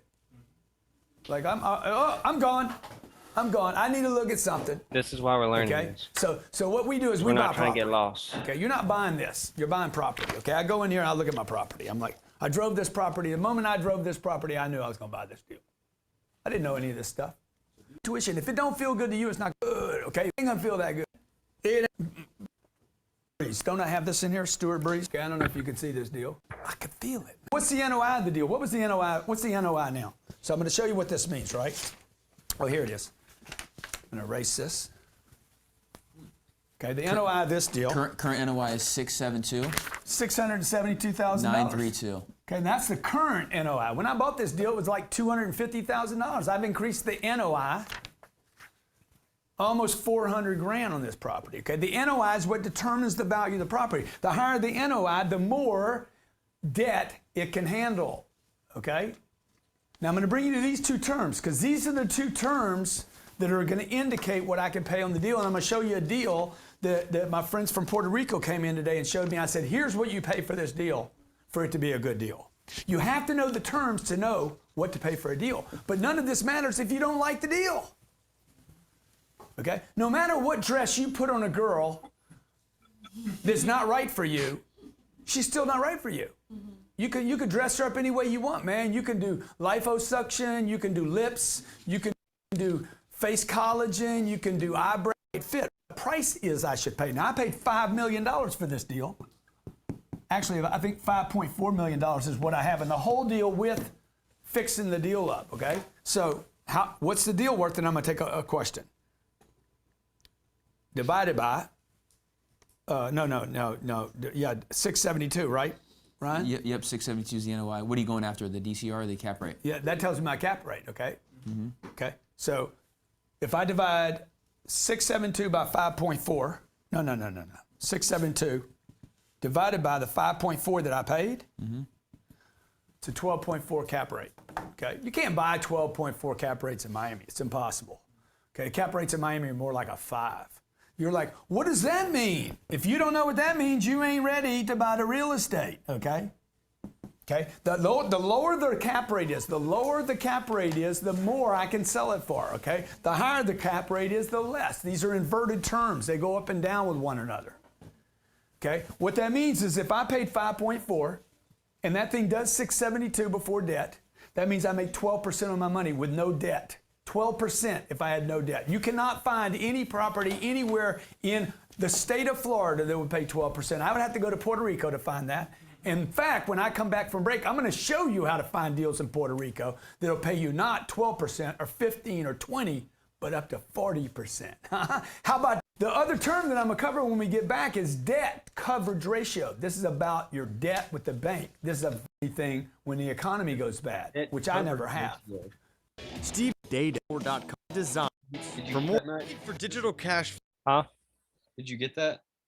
Which part? DCR for him is debt, Coverage ratio.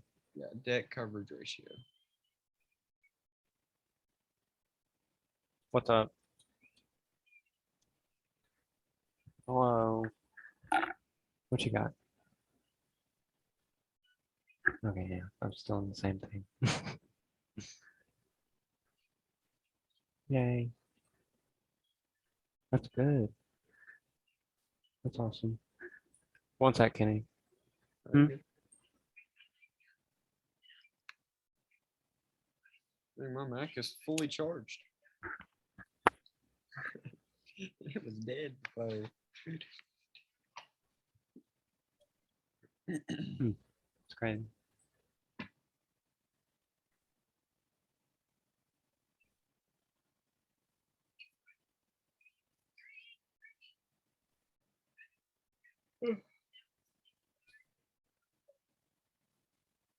Whoa.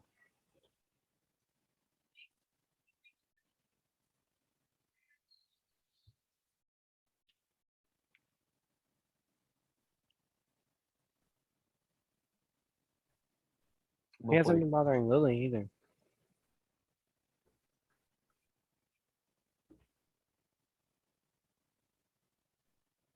Mm-hmm. He's supposed to be part Russian blue. You have eczema, baby.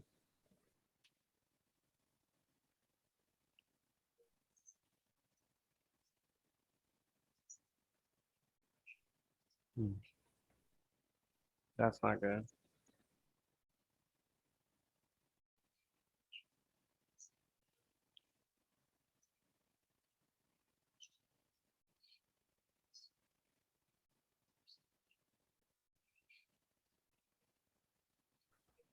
Kennedy. Yeah. I want to make sure you remember that this is all for the intention of finding a good deal. Oh, intention of finding a good deal. We're not going into this. No, We're I kind mean, of keeping our options open. no, I'm completely for that. What I'm saying is like the reason we're doing this is to find out how to even calculate a good deal.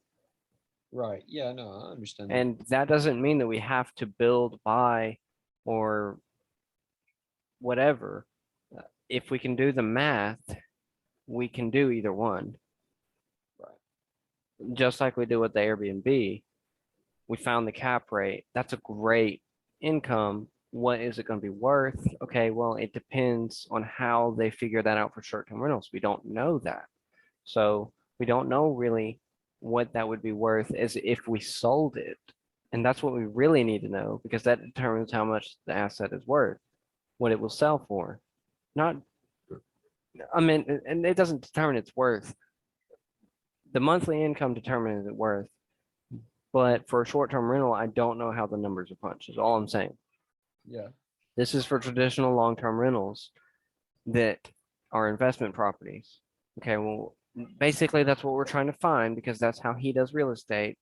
And I'm completely on board with this strategy because it makes sense. If you have a rental property and you increase the income, you increase the value of the property. Yeah. It's simple. Okay, so Very if you build it from scratch, and in 2 years, it's, you know, like if you build it from scratch and your expenses are lower and it comes out to a cap rate of, you know, like 10% or something. Okay, well, that's going to imply the value of the property. So it doesn't really matter if we build or buy. It's a deal either way. Yeah. It's just how do we find a good deal? Because we can't just look at some buildings, look at the price, and say that's a good deal. Mhm. Because well, what if it's a really overpriced? What if the rents are really low? What if the rents are really high? And he even said, Grant Cardone even said, if you don't know what cap rate is, you, my sir, are not ready to buy real estate. We weren't. All right, Kelsey, I gotta finish this up. I'm sorry. No, you're good. I was just letting you know I'm gonna go pay. All right, you ready? Flow, other streams of income, and you know how important with rising that to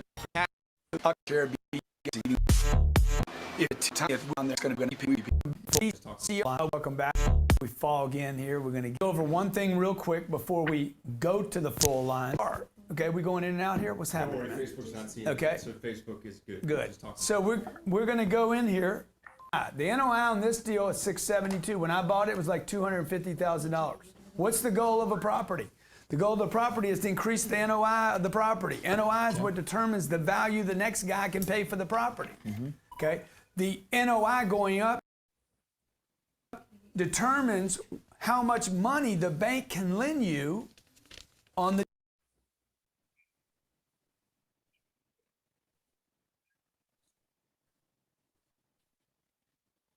That doesn't make sense though, because he just said the lower the cap rate is, the higher I can sell. Is that not what he said earlier? I think that's what he said. the deal, okay? Now there's a number that I need you to remember here, and it's 1.25. 1.25 is a very important number. It's more important than the number one question you guys asked me. You all asked me the content. What's the content? I mean, what's the content? The cap rate. This says this content is no longer available. Okay, the cap rate is the number one question you're asking me. It is not the most important question you're asking me. I would much rather know, hey, what's the debt coverage ratio? Because the debt coverage ratio will cover me. It will cover the debt. See, debt coverage ratio. It will cover the debt. I want debt. I'm not Dave Ramsey. I want debt. I'm not scared of debt any more than I am my sins. Okay? A man that's worried about his sins has not repented enough to quit sinning. Whoa. See, I don't worry about my sins. I trust myself. I don't worry about debt either because I trust my debt. Okay, the bank is your friend. The bank is not the enemy. The bank. This isn't 100 years ago where the bank came in and took everybody's land from them because they overdebted people. Okay, there's no victims back in the 1800s when everybody lost their ranches. You didn't pay. You borrowed too much money. You couldn't produce cattle. You lost the freaking ranch because the cattle didn't produce. You understand? You're a bad farmer. You lose your stuff. Now I'm not worried about losing my stuff because the debt coverage ratio. The number for debt coverage ratio is 1.25, which means what? You want X debt. If my debt is $100,000 a year, I need $125,000 of NOI, right? The NOI is going to be bigger than the debt. You get it? Mm-hmm. If my NOI, my debt's $100,000 a year, $8,000 a month, I need 1.25, 125%. 1.25 is 125% of my total debt needs to be income. Net income after expenses. Y'all lost? Everybody lost? Is everybody lost? Everybody got that lost look, man. Y'all got that, woohoo, I'm gone, man. So you I'm need gone. 25% extra over your debt. You need 25% more income than you need debt. You never want to violate that, okay? Now watch this. I'm going to show you how conservative I am. When we bought this deal, when I buy every deal, I go, remember the earlier shows, they're archived at Grant Cardone TV. Worst case scenario. I always study the worst case. No rent increases. The only increase I see on anything is expenses. Everything is worst case. In top line will remain the same, okay? I'm going to improve the property, top line remains the same. My management, I'm not going to be a better manager than the last guy. Don't buy any of this stuff you see in these reports, okay? This report, the guy sends me this report, I'm like, okay, let me see. Proforma, the whole proforma page. Lie, lie, lie. Proforma is a nice white word for liar. Okay, performer income, liar. Okay, how can you predict the future, man? Like I don't even stop at the toothsayer on the Friday night. Let me tell you a fortune. Why, baby? It ain't in my hand. It's in my heart. It's in my actions. It's in my feet. You have to look at my feet to see what my future's gonna be. Not my damn hands, okay? Because I'm moving with my feet. I'm making moves with my feet, right? So look, the numbers don't lie. Numbers don't lie, right? This is the NOI of this deal. Do you understand that the NOI of my deal is, I'm probably at 1.7? I'm 5 points higher than the rule of thumb that I gave you. I think if I multiply, it's going to actually be 1.71, right? What is it, Ryan? 1.71. 1.71, okay? My DCR is 171% of my debt. So it's the 672 divided by 672 divided by the 394. Okay. Actually, the 394 divided by the 672. No, so it's 672. So it's NOI divided by Yeah, you're right. debt. It's NOI divided by the debt. Yep. And that gives you 1.71. 1.71. Yep. Okay. You want to do that for our tiny houses real quick? Make sure we understand. NOI divided by our debt. Okay, but does he mean he's talking about annual debt, right? Because that's his annual income. So that's got to be his annual debt. He's not going to compare it to his total because he's not going to make. He's talking about yearly, he's paying $394,000 in debt, and yearly he's making $672,000. Yearly, not total. Okay, because this is a, what did he say it was? 20 billion, 20 million or something? Okay, so we'll go here.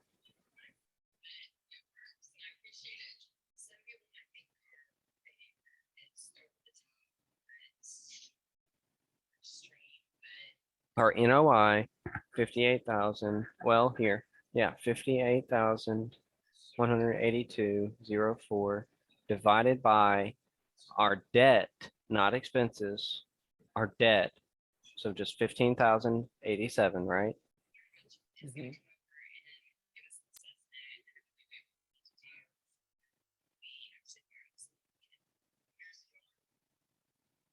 3.8.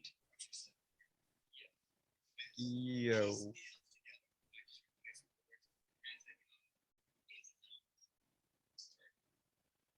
Yo.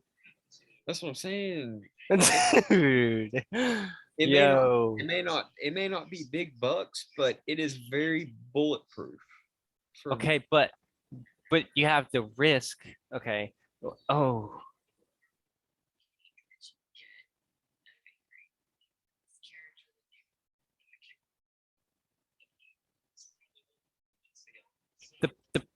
The only problem with this is that every property is not calculated like that, okay? This is only applies to apartments. This only applies to rental property. And short-term rentals are not considered a traditional piece of property. If you search rental property, it's not going to be short-term rentals. Right. So like the valuation of our property, you can get a loan from the bank for a short-term rental, but people don't do that unless they're going to buy one. People don't normally go and buy. It's not the majority of the market is what I'm trying to say. Right. So basically it's not traditional. It is a really good deal, but it's not.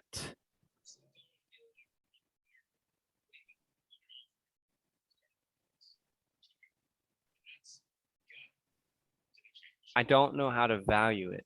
Let's keep this.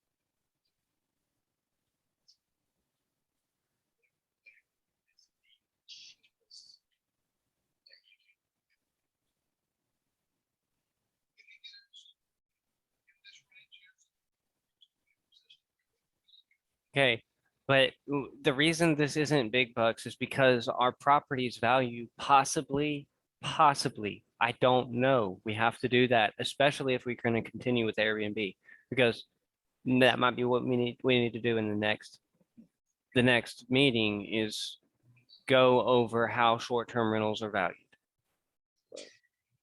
Because if our short-term rental is valued similarly, then we have a bulletproof plan and it's a perfect size. We need to continue. But if it's valued as a traditional home, I don't know what a tiny house is worth in Pigeon Forge. I know it's probably a lot of money just because it's a home. Because apparently a 1-bed, 1-bath with no property is 550 grand. So I'm sure that it's a lot of money. I just don't know. I know that it's not the same as, it's not valued the same as a long-term rental. For example, when you have an evaluation done for the value of your rental property, they do not base it on short-term rentals.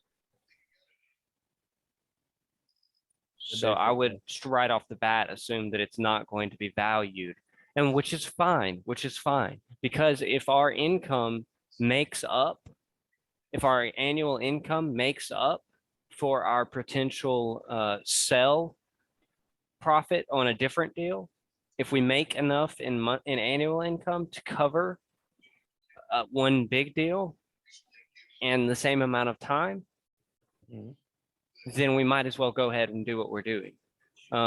Because that makes sense. If we can have a cash flow that we can't sell for as much as another deal, but if we have a higher cash flow to counter that value, then it makes sense to continue. So like if your house and my house, your house is going up in value because your rent is going up or whatever, your NOI is going up. Well, we start out with a really high NOI and we start out with a low expense. And by the time you sell, I've already made as much over that time and I still own the property. That's what I'm trying to say. Yeah. So we'll compare. We're starting in a huge world here. Okay. We've got to hang on. It's really deep. But don't get, let me know when you start getting lost. We'll take a break, come back. But I'm saying there's a lot here. The more we try to learn and understand, the easier it's going to be to just jump in. Yes. Well, I mean, we can't expect to walk into real estate and just know everything. I mean, we can't expect that. Okay, is anything that produces an income, a lot of money, something that you can just walk into? Is there anything you can just walk into? And I'm talking about something that makes money for you. Especially at 19.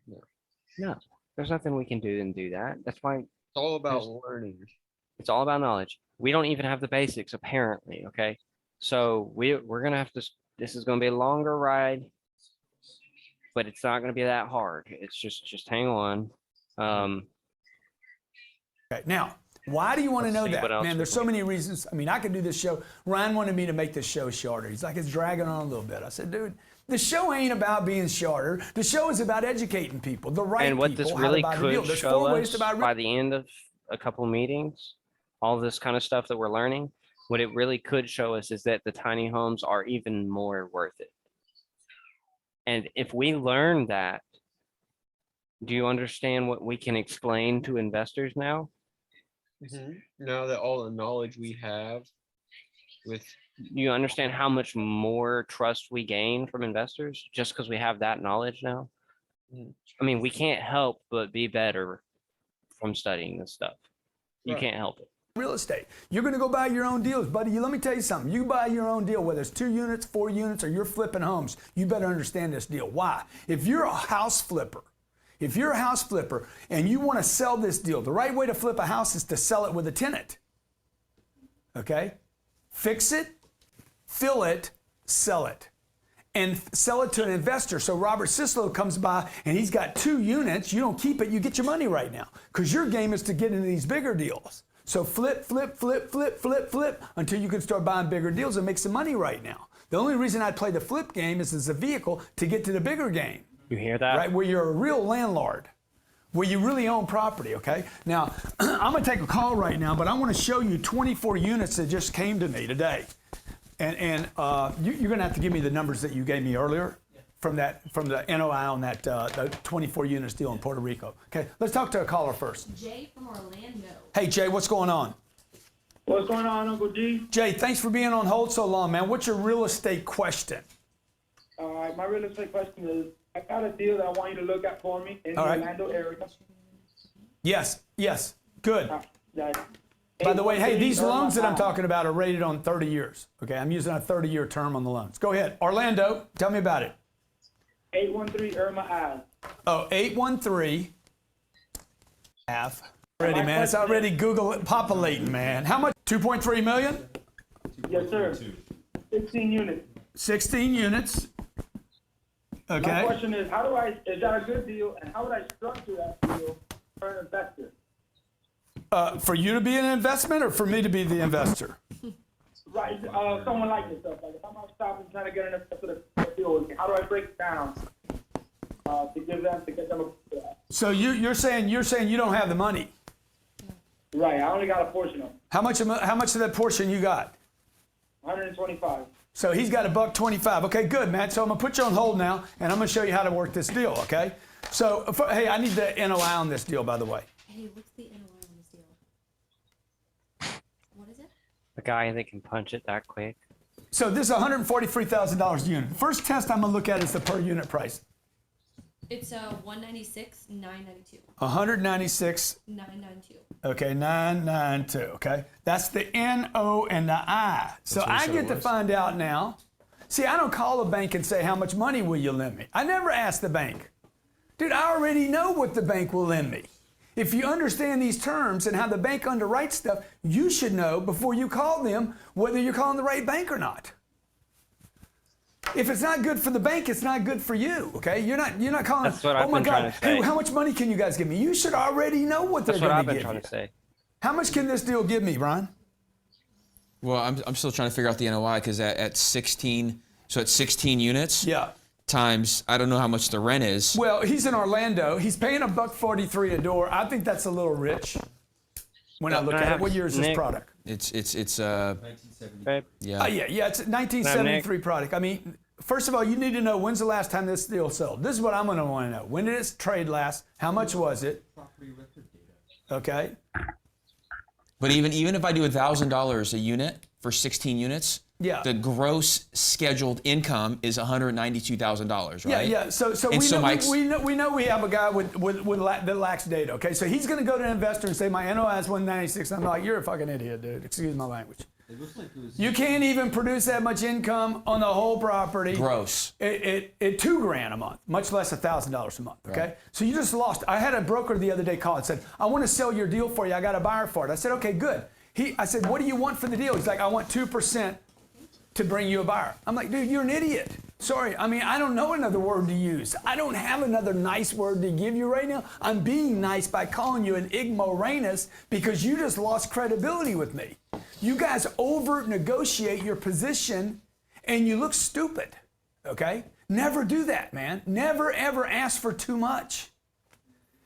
You know, you're like, oh, I need to ask for the moon. I might get it. No, you're not. You're gonna look stupid, right? Because I can get a That's professional kind of why real I'm estate scared firm about to do that asking deal too for much half a from our point. down payment. Now he's trying to come back and say, well, you know, blah. I'm like, dude, you already look stupid. Once you look stupid, you look stupid. Now, Grant, So- just on that Yeah. deal really quick, because it's a $30 million deal, right? So the deal he's trying to sell for you is $30 million, 2 points, 2%. That's a paycheck to him of $600K. But if it was a $30 million house right here in Miami, out here on the water, Yeah. I'd pay 6%. Yeah. I'm sorry, I'll pay 6% because that's allowed in the space, the residential space. The individual, the real estate broker gets a higher commission. They complain about 6. But if I give a $30 million deal like we just bought in Boynton Beach. Boynton Beach, the guy made half a point on the deal. On 30 million, he made 150 grand, right? Isn't that Yeah, right? that's right. $150,000. If that was a house at 30 million, he would have made $1.8 million in commissions. Sorry, it's not my fault. I didn't make the rules, okay? So this is 1973. Price per unit's 145. I gave you that already. Let me see if I can find out some more here. Let's assume that it's a great view. Highland Flats is located walking distance to the Lake Highland Preparatory School. So let's say it's a great location. So I'm going to just say everything's beautiful in the deal. It's 16 units. He's following my code. Let's say he gets $1,500 a month times 12.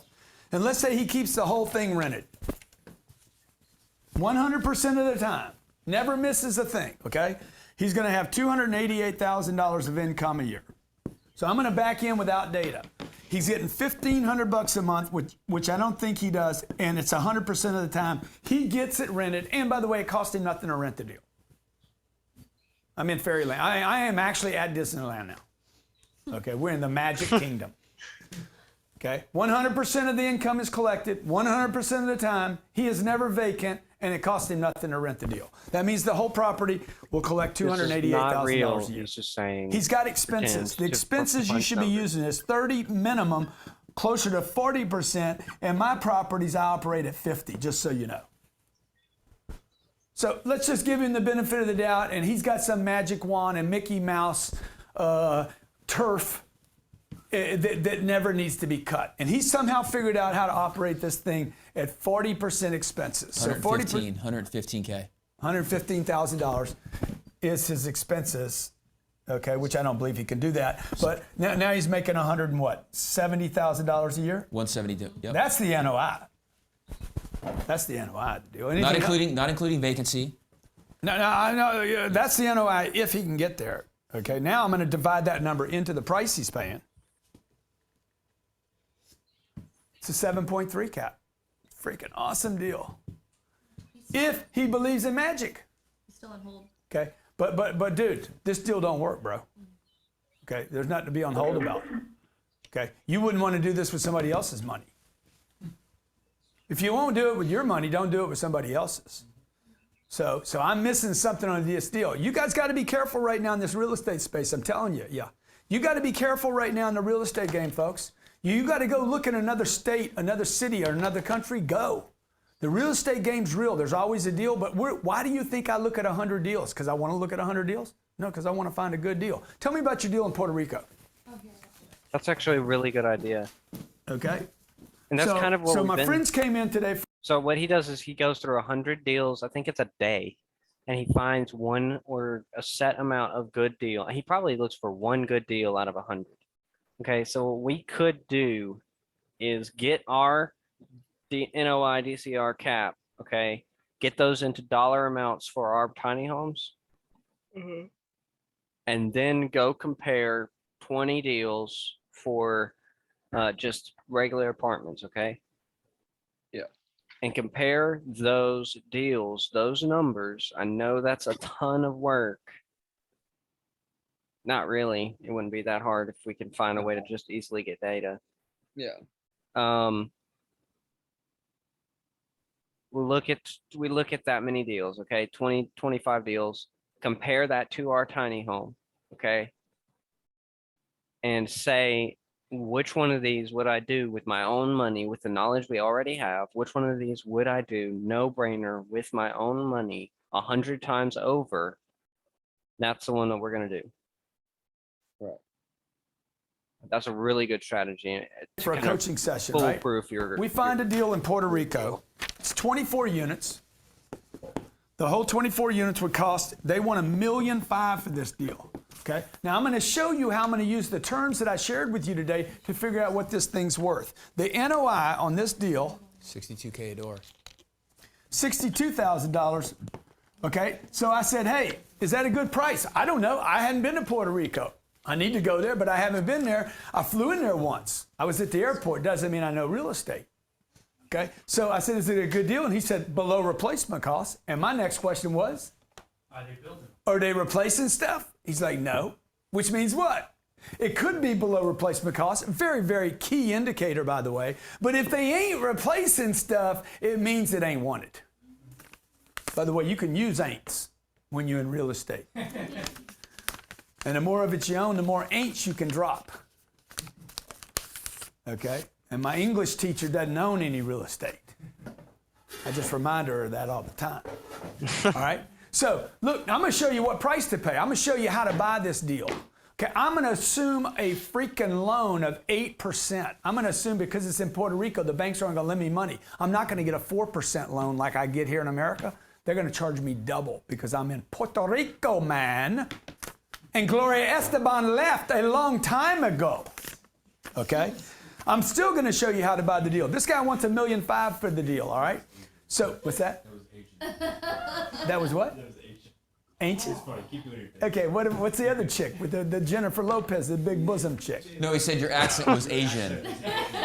Oh, okay. Yeah. Okay. Yeah. I thought it was fitting. I thought it was fitting. It I sounded own a lot great. of real estate, man. I Yeah. can do an Asian accent. $30,000. Puerto Rican, okay? Okay. So look, the NOI on this deal is $130,000.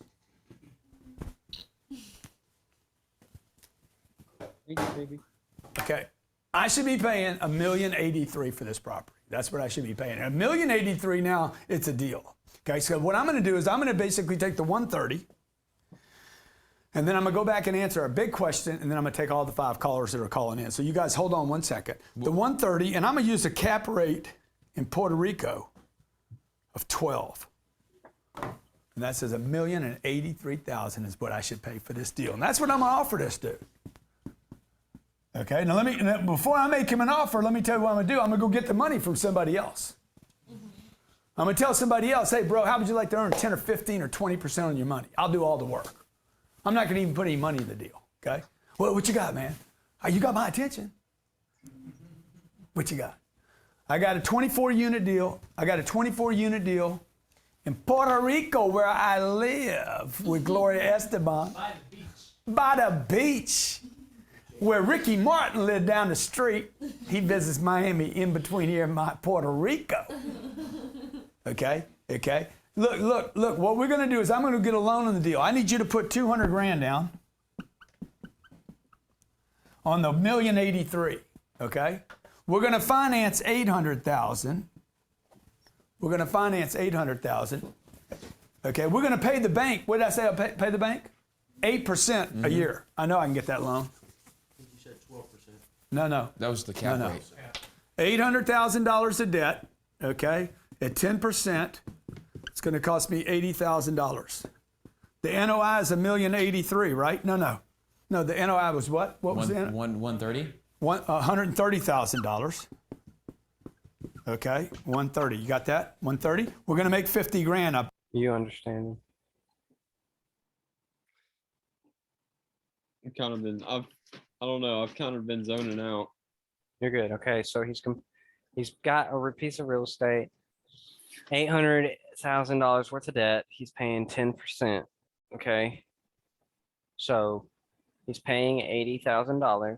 His NOI is 130. Okay. I back these numbers. These numbers are backwards. Okay. Deal makes 130 a year after expenses. I'm gonna pay $80,000 in debt. 1.625. Okay. Debt coverage ratio. I got a debt coverage ratio 4 points higher than I told you to look for. Okay. I'm gonna make 50. Do you understand how we found the debt coverage ratio?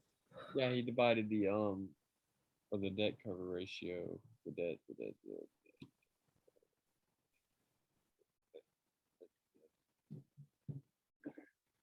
He divides the NOI, the 130K.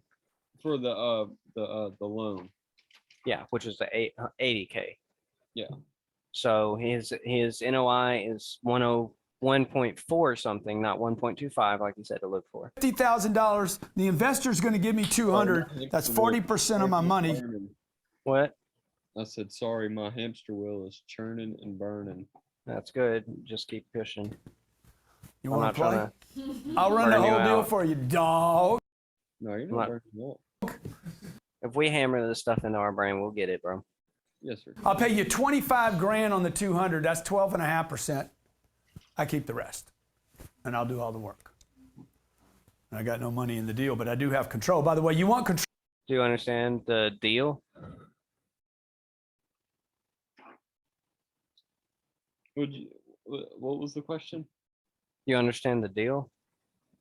The deal was 800K for a piece of real estate. No, the deal is $1 million. He's paying 10% interest annually, which is super high, super high. He's paying 10% annually, which is 80,000 a year. He's making 130 a year. He got someone to pay the down payment, 200 grand. Mm-hmm. He's making 40% profit. He's going to give that investor 15 or 20 and take the rest.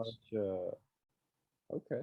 Which is basically exactly what we wrote, just small. Oh, more than anything. I don't It's actually need basically money. I need exactly what control we of wrote. money.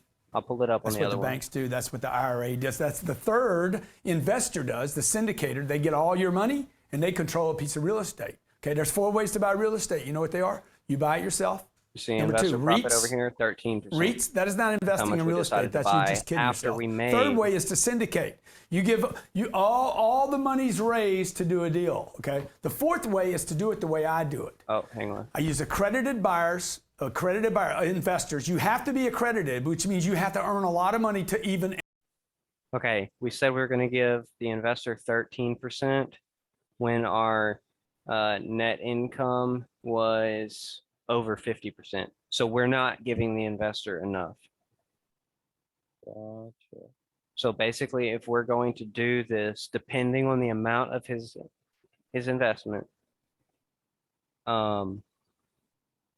if he's only given 50 grand for a $300,000 loan, which is very feasible, if he's only given 50 grand for $300,000 loan, 12% annually profit, I say that's 13% profit or 13% of our total deal income from a down payment. I think that's a good deal. I don't think we have to raise it. But if you look at our net income, what percentage of that is our investor profit?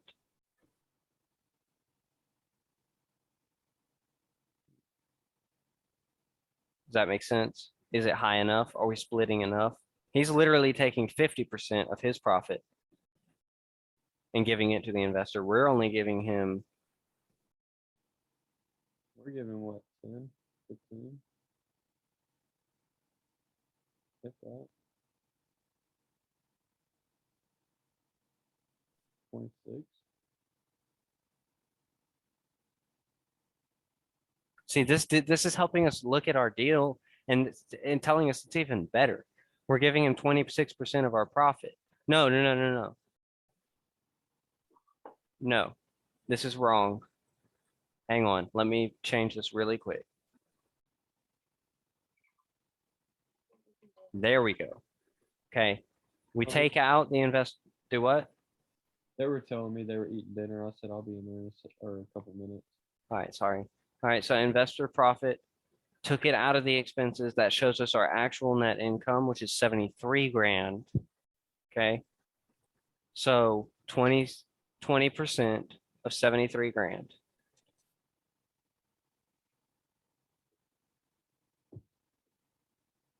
It's less than what we were going to give him.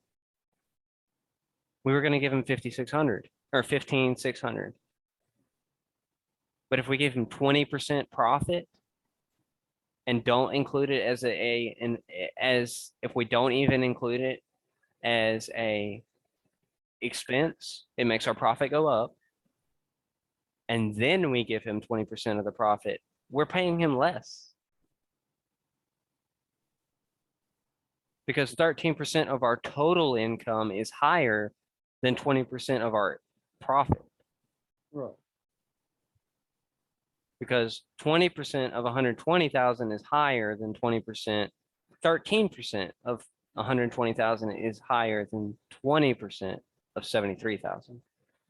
So, I mean, just watching this video, we've already tweaked numbers and strategy enough that we could even continue with our deal, and we could probably walk up and get this deal. Mm-hmm. Just because we're understanding more terms, we're understanding better ways to go about paying the investor, closing with that kind of stuff.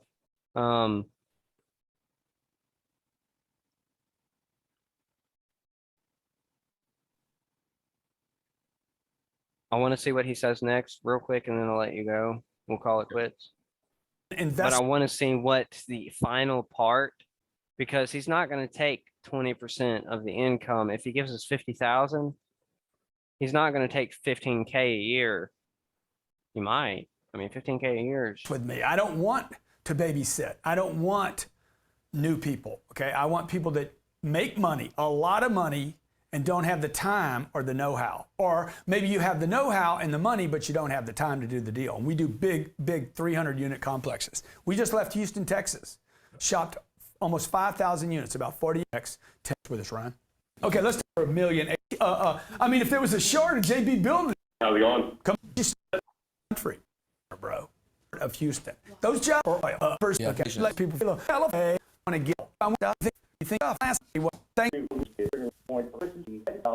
Did you like they have? Well, I'm gonna throw you in. It means there's a bigger risk. When the economy busted out, your boy GC didn't lose anything. That's why they call me the landlord. Every one of my friends lost, but me. Every one of them. I'm not talking about 2 people. I'm talking about everybody that I know in real estate. Okay, got busted out. Why, Ralph? Rob, why? Because you guys ignored the D, C, and the R. Okay? I was able to manage. If we can find a way to research DSCR loans for short-term rentals, or find out if we can even get an evaluation done for that, we need to continue with our tiny home and hop on it like that. This changes our timeline like that, because we understand enough that we just have to go find property. Because our deal is punched. It's a no-brainer. So if we can find a way to basically make our debt coverage ratio for the property high, that means it can hold debt. Someone can take out a loan, and it makes our valuation high. So if the debt can be covered by 1.8%, that means someone could buy a $300,000 house that we built for 80% of that.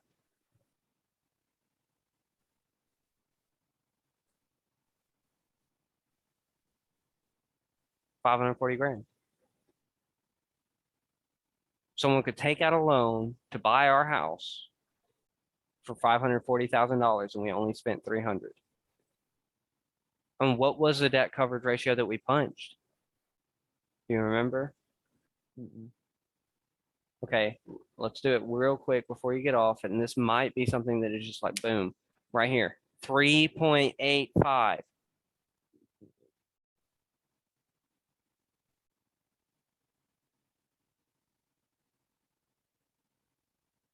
Manage my debt, the debt, okay? I was able to manage the debt.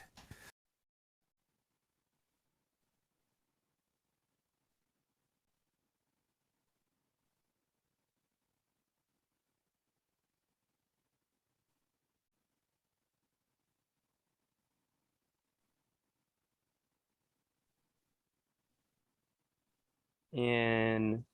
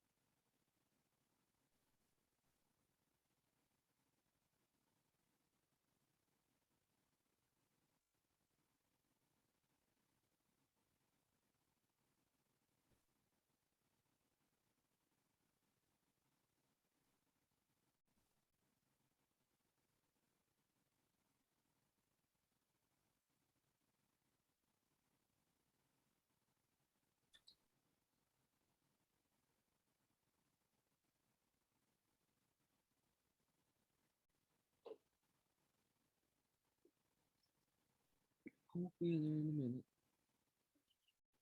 I know.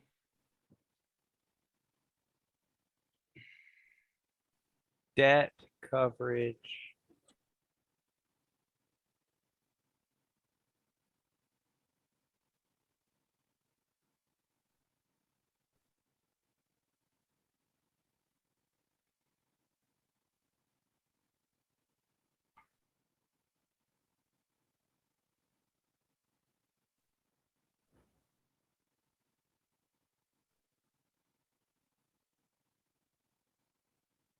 And explanation.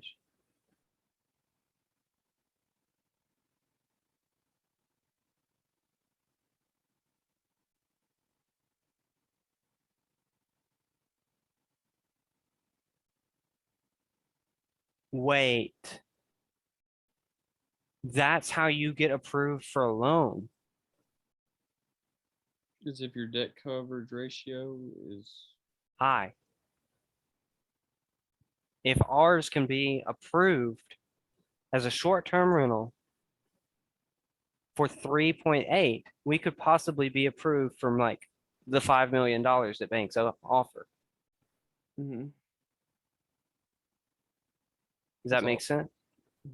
So what we could do is keep on our, let's keep creating our own thing, okay? Whatever deal it is, and I'm leaning towards sticking with something related to what we've worked on.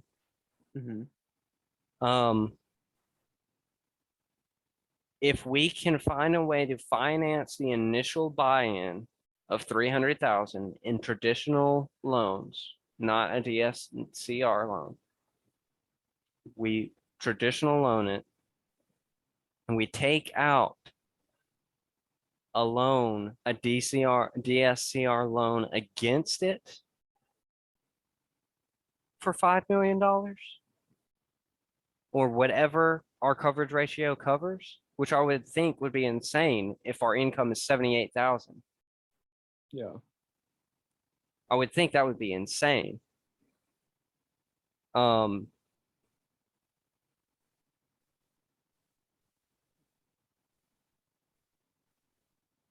We need to research this.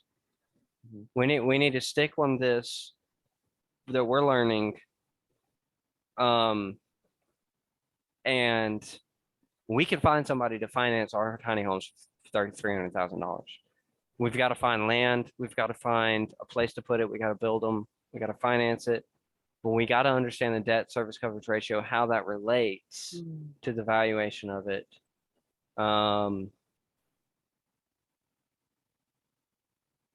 No, it doesn't matter because if the if you can take out a loan from the debt service coverage ratio and it's 3.8, you can take out a huge amount of money. So it doesn't matter the valuation if we can take out a huge amount of debt. Does that make sense? So like, it doesn't matter the value of the property if the DSCR is huge because it means that the bank is valuing it profitable. Really high. Really high.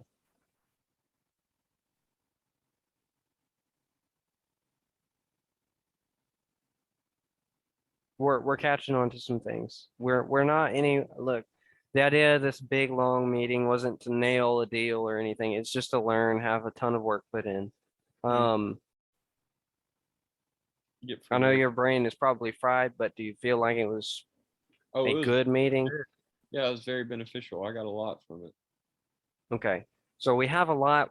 We're gonna have to pound a lot of this in and make sure that we're getting it right. But and instead of hold on, one thing I do want to address, like when we are talking about net operating income, NOI, or debt coverage ratio, make sure that we actually spell it out instead of saying DCR or CAP or GSI or GOI. So, like actually spell it out so we can pound it into ourselves to what it actually become more familiar with the terminology. Okay. Yeah, for instance, I don't even So like if I looked at GSI, I would not know. If I slipped up while we were in the middle of the meeting and I said DCR, correct me and say debt coverage ratio. Or if I say GSI, And past that, we need a definition pounded into our head. Yeah. Okay, what does debt service coverage ratio mean? It means how much the bank is willing to cover. Mhm. So if we have a 3.8, okay, and we have $300,000 of debt,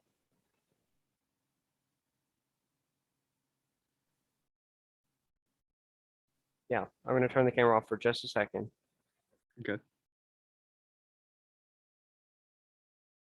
Please tell me you recorded all this. I did. Okay. Good. Okay, can you see it? Yeah, I can see it. Okay, you ready? Yeah. 300,000.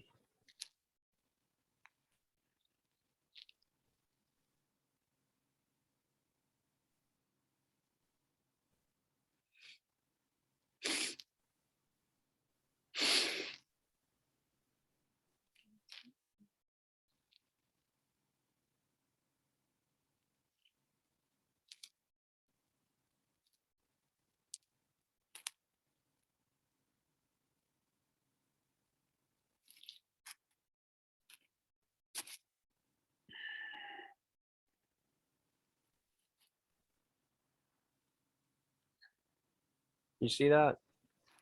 1,155,000. That's relating what a bank would be willing to cover a debt service coverage ratio loan Of for our 300K. property. Yep. Because of the NOI and the cap rate and all this crap. Because of the NOI, net operating income being so high,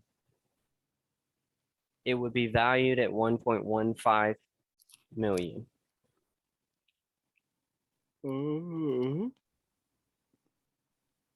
We need to continue with what we're doing. We don't need to look anywhere else. Okay. That's how I feel.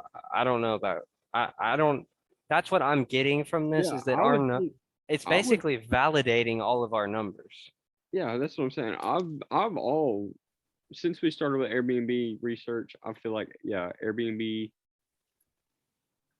I feel like it's really good to get our foot in the door to own big apartment complexes, big commercial real estate and stuff like that. It seems like its numbers are dreamy. Mm-hmm. I mean, all of these that we can relate to our property that we're talking about are out of this world. Yeah. And if we're starting small, so what if it could possibly be covered in debt by 1.1 million?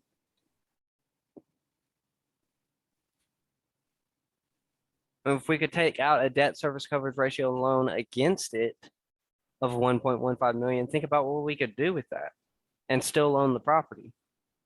We could make it way better. Up it up a little bit. No, I'm saying if we buy the deal with traditional loans and we take out a DSCR against it, we keep the house with $300,000 worth into it. We take out a DSCR loan against it. We now have $1.15 million additional in loans. Think about what we could do with 1.15 and our income from that house. Yeah. I didn't think about that.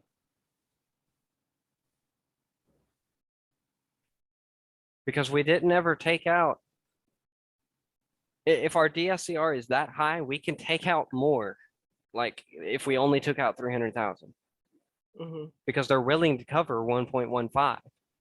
So if we take out a loan against that and it's DSCR and it's DCR, debt coverage ratio, I'm gonna stop saying DCR. If its debt coverage ratio is that high, they're going to be willing to give us even more money. Right. this is something that I would put $50,000 into. If all of our numbers look like this, and this is what he decides is a good deal, these three things, our cap rate is good, our NOI is an outstanding, our debt coverage ratio is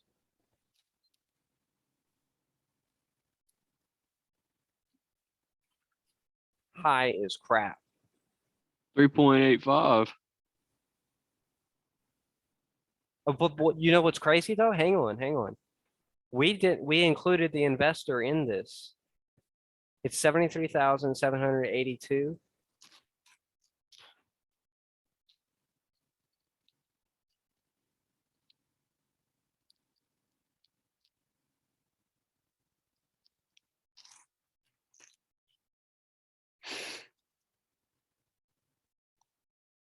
It's 4.89. That's pretty damn good. 1.467.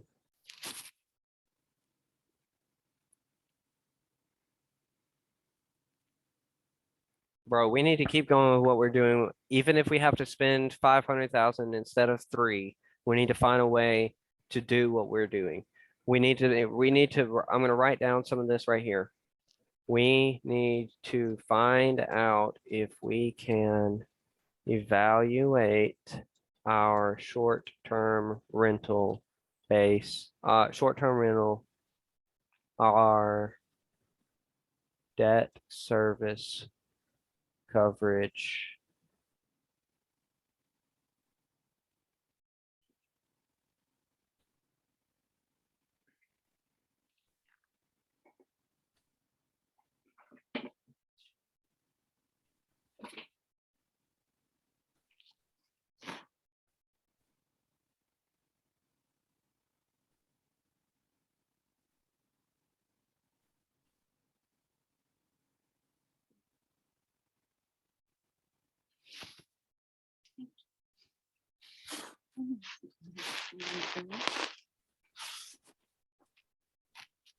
How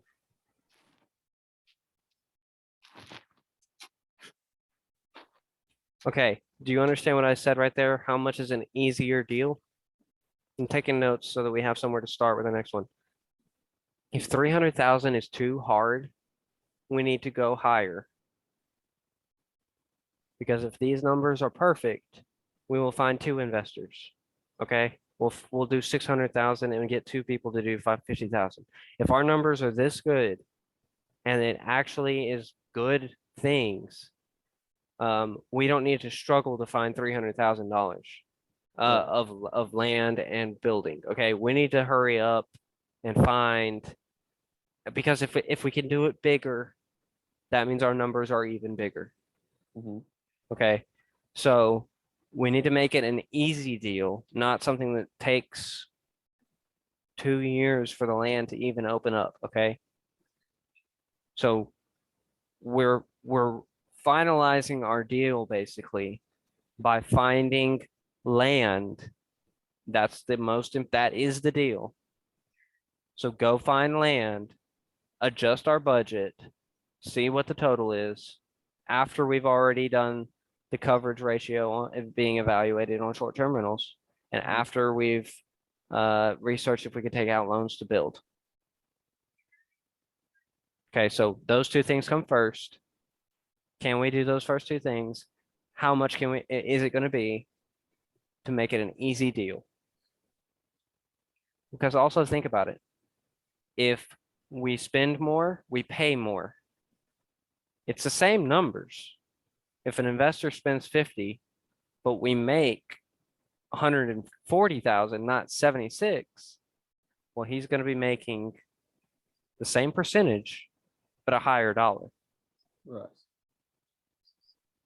Okay, so we're not worried about how much it costs at this point. We're worried about these 2 things and where is the land. And I say we stop there, because if somebody's not willing, if it's the same numbers, it doesn't matter how much it costs. Does that make sense? Yeah. If it's the same numbers, it doesn't matter how much it costs. If it costs more, it makes more. The only reason it wouldn't is if, oh, but we have to, wait. Keep identical ratio between land price and housing. You understand? Tell me what that means. Ratio between land price and housing.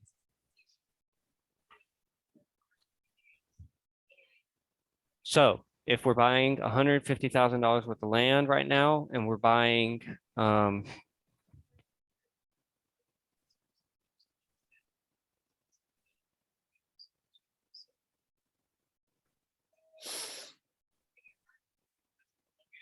if we're buying $100,000 worth of land and $60,000 per, okay, change that. If we're doing $100,000 worth of land right now, and we're doing $180,000 worth of house, keep that ratio. If we find land that's $500,000, well, it's going to be 40% less. So what I'm saying is whatever that ratio is between them, keep them. If it's a $50,000 worth of land, we make nicer houses. We make more houses. But keep that cost the same. As long as we can keep the income the same, I don't care. Because that's the only way that we're going to, if we have to spend more on land, we have to have more housing. Okay, so that makes it harder to find land because it's got to be more land. Yeah. But we've already seen 10 acres for what, 350 grand? Okay, well, if we were putting 3 units on an acre, we're going to keep the same ratio, and that adjusts how many units that we're buying. Right. So it could end up being $1 million deal. But if we can straight up walk to a bank and say, hey, this is what we got.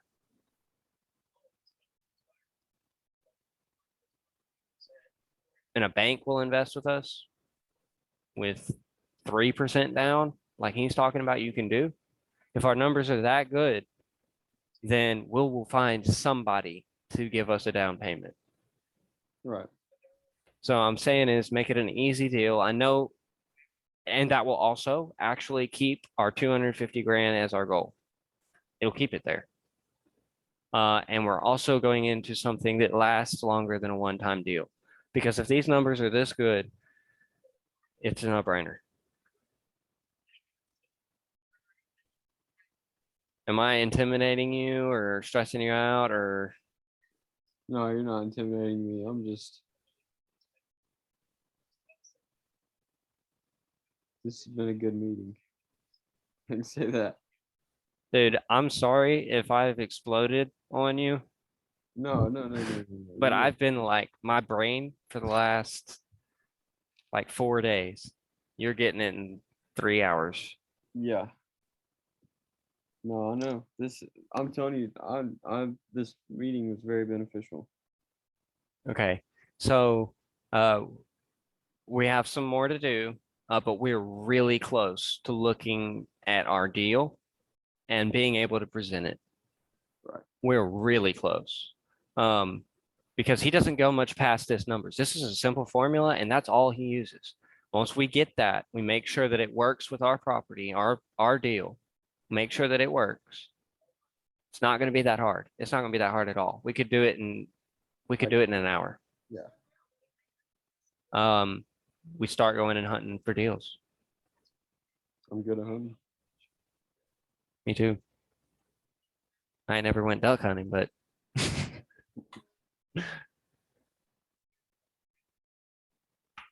right, let's get it. Let's get it, man.